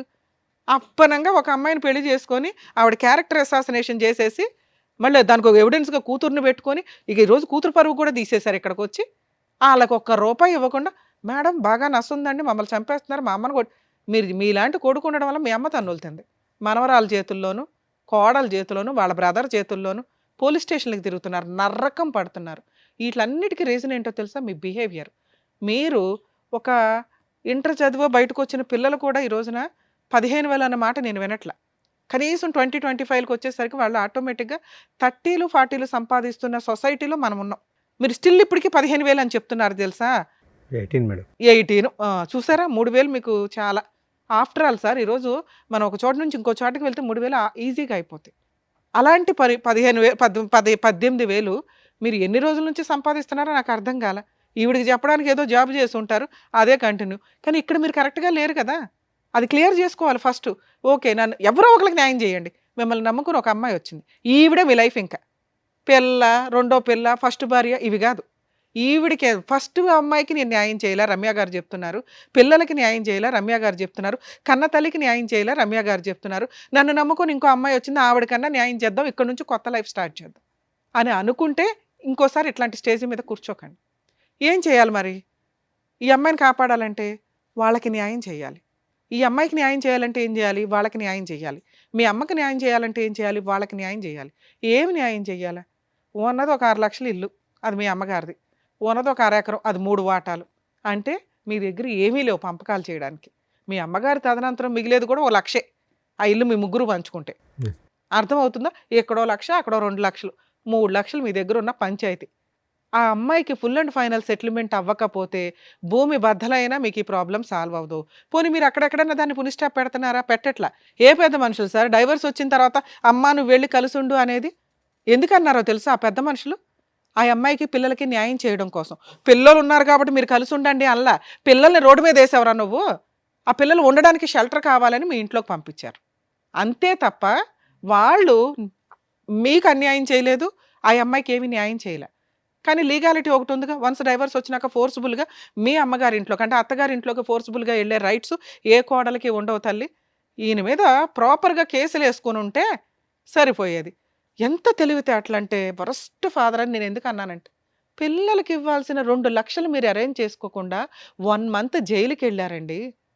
సరే ఆ అమ్మాయికి ఇవ్వాల్సింది ఇవ్వద్దు, పిల్లలకు ఒక 50,000 సర్దుకోవాలిగా.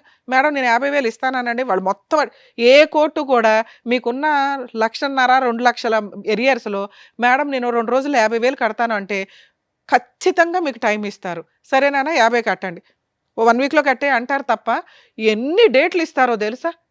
ఎందుకంటే ఆ అమ్మాయికి పిల్లలకి న్యాయం చేయాలి, ఎందుకంటే ఈడెవరో అని అర్థమైపోద్ది వాళ్ళకి. వచ్చినంత వసూలు చేసి పెడదామని జడ్జెస్ డేట్ ఇస్తూనే ఉంటారు. మిమ్మల్ని జైలుకి పంపిస్తే వాళ్ళకేమి రావు. క్లియర్, అక్కడతో క్లియర్. అర్థమవుతుందా? అమ్మా ఇలాంటి కేసుల్లో హస్బెండ్ ఏమి ఇవ్వకపోతే జైలుకి వెళ్తే ఎడనివ్వడు, వాళ్ళకి బుద్ధి వస్తుంది. కానీ అలవాటు అయిపోయింది ఇక్కడ. సో పిల్లలకి మెయింటెనెన్స్ వసూలు చేసుకునే హక్కు మీకు ఉంటుంది. ఈ రకంగా నసగా వెళ్ళటం కరెక్ట్ కాదు. ఎందుకంటే ఇప్పుడు ఈ ఎఫెక్ట్ మీ జీవితం మీద పడింది, ఇతని జీవితం మీద పడింది, పిల్లల మీద పడుతుంది. ఇంకెంత పాపం మూట కట్టుకుంటాం? ఎప్పుడైతే జైలుకి వెళ్ళాడో ఆయన క్యారెక్టర్ అధపాతాళానికి వెళ్ళిపోయింది. పిల్లలకి మెయింటెనెన్స్ ఇవ్వకుండా వెళ్ళిన వ్యక్తి విషయంలో పెద్ద మనుషులు కానీ కోర్టులు కానీ ఏమీ చెయ్యవు. వేస్ట్. ఇంకా అట్లాంటి వాళ్ళు ఉన్నా వేస్ట్ అనుకోండి దయచేసి.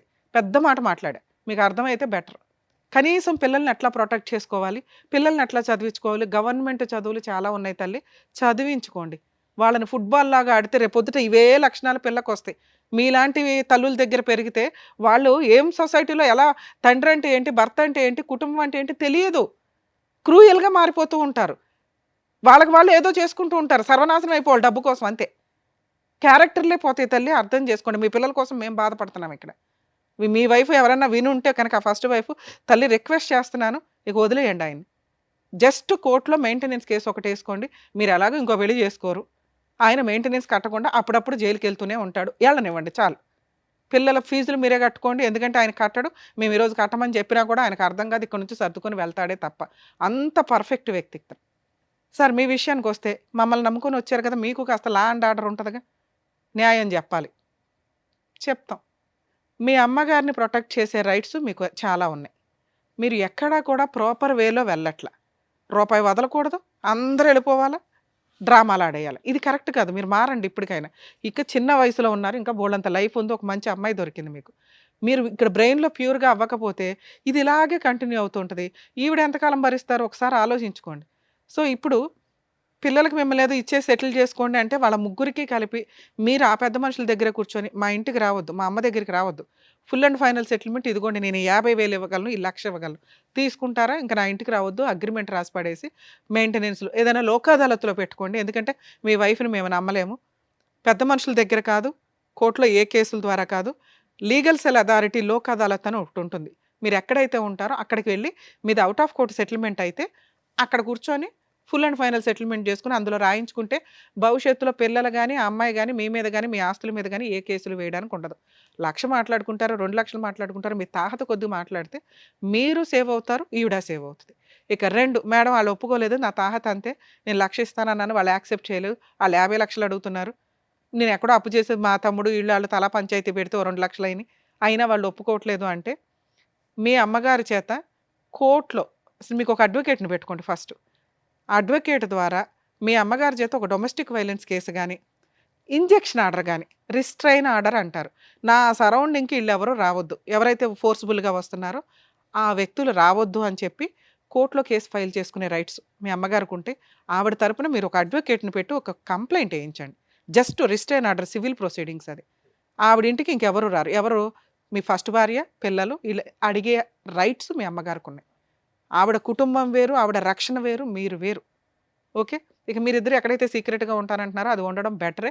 మీరు ఎప్పుడైనా ఓ 2,00,000 ఇచ్చి సెటిల్మెంట్ చేసుకుంటాము, ఓ 5,00,000 ఇచ్చి సెటిల్ చేసుకోగలం, ఓ 10,00,000 ఇచ్చి సెటిల్ చేసుకోగలం అన్నప్పుడు బయటకు వెళ్ళి పెద్ద మనుషులతో మాట్లాడుకోండి. ఇక 2వ ఆప్షను, మీకు ఏదో ప్రాణహాని ఉంది, టెన్షన్గా ఉంది, మీరు ఏదైనా కంప్లైంట్ వేయొచ్చు. ప్రైవేట్ కంప్లైంట్ అంటారు. ఎందుకంటే మీ దగ్గర అంతకుముందు ప్రాబ్లమ్స్ అయినవి ఉన్నాయి కదా, అవన్నీ కూడా ఎవిడెన్స్లు పెట్టుకొని జస్ట్ ఎప్పుడైనా మీరు బయటకు దొరికేశారు, బయటకు దొరుకుతున్నాం అనిపిస్తే ప్రైవేట్ కంప్లైంట్ ఫైల్ చేయండి. మీకు కూడా ప్రొటెక్షన్ వస్తుంది. మీ మదర్ది వేరే, మీరు ఉండవసరం లేదు, అడ్వకేట్ని పెట్టి వేయించండి. మీ మదర్ తరపున లాయర్ ఫైట్ చేస్తారు, మీ మదర్ కూడా కోర్టులకు వెళ్ళవసరం లేదు. మీ తరపున వచ్చి మీరు అడ్రస్ చెప్పాల్సి వస్తుంది. కాబట్టి మీరు ఇప్పుడు వేసుకుంటారా, తర్వాత వేసుకుంటారా, మీ ఇష్టం. మీరు కూడా ప్రొటెక్షన్ కోసం ప్రైవేట్ కంప్లైంట్ వేసుకోవాలి. మీ ప్రాబ్లం ఎప్పుడు సాల్వ్ అవుతుంది? ఫుల్ అండ్ ఫైనల్ సెటిల్మెంట్ అయిన రోజే సాల్వ్ అవుతుంది. అమ్మ ఫస్ట్ వైఫ్కి చెప్తున్నాను, ఇందాక చెప్పాను క్యారెక్టర్ల గురించి, పిల్లల గురించి. అలాగే మీ క్యారెక్టర్ని ఇక్కడ ఎవ్వరూ ఏం మాట్లాడట్లేదు తల్లి. ఎందుకంటే మీ హస్బెండే నాకు నచ్చల. ఎందుకు అంటే ఆయన మీ గురించి చాలా ఎలిగేషన్స్ చెప్పేశాడు. పిల్లలు ఉన్నారు కాబట్టి అవి నిజం కాదని అనుకుందాం. ఎందుకంటే మీ అమ్మాయి మాటలు కూడా మేము నమ్మం. మీ కూతురే వచ్చి చెప్పిందండి, ఆయన దగ్గర ప్రాపర్ ఎవిడెన్స్ లేవు, మీ ఆయనే నమ్మాడు నిన్ను. మా ఆవిడ మంచిదండి అనే నీతో ఇంకోసారి పిల్లలకి అన్నాడు. సో మీ పిల్లలు ఉన్న కేసుల్లో మీ క్యారెక్టర్ని మేము ఇక్కడ ఎవ్వరూ మాట్లాడట్లా. మీరు క్యారెక్టర్ లెస్, అబ్బాయితో అక్రమ సంబంధాలు ఉన్నాయా లేదా అని. మీ కూతురు చెప్పింది కూడా మేము నమ్మట్లేదమ్మా, ఎందుకంటే ఆ అమ్మాయి మైనరు, అలాగే ఆ అమ్మాయి చాలా అబద్ధాలు, అక్కడ మాటలు ఇక్కడ, ఇక్కడ మాటలు అక్కడ, ఎంటర్టైన్ అవ్వడం కోసం చెప్తుంది.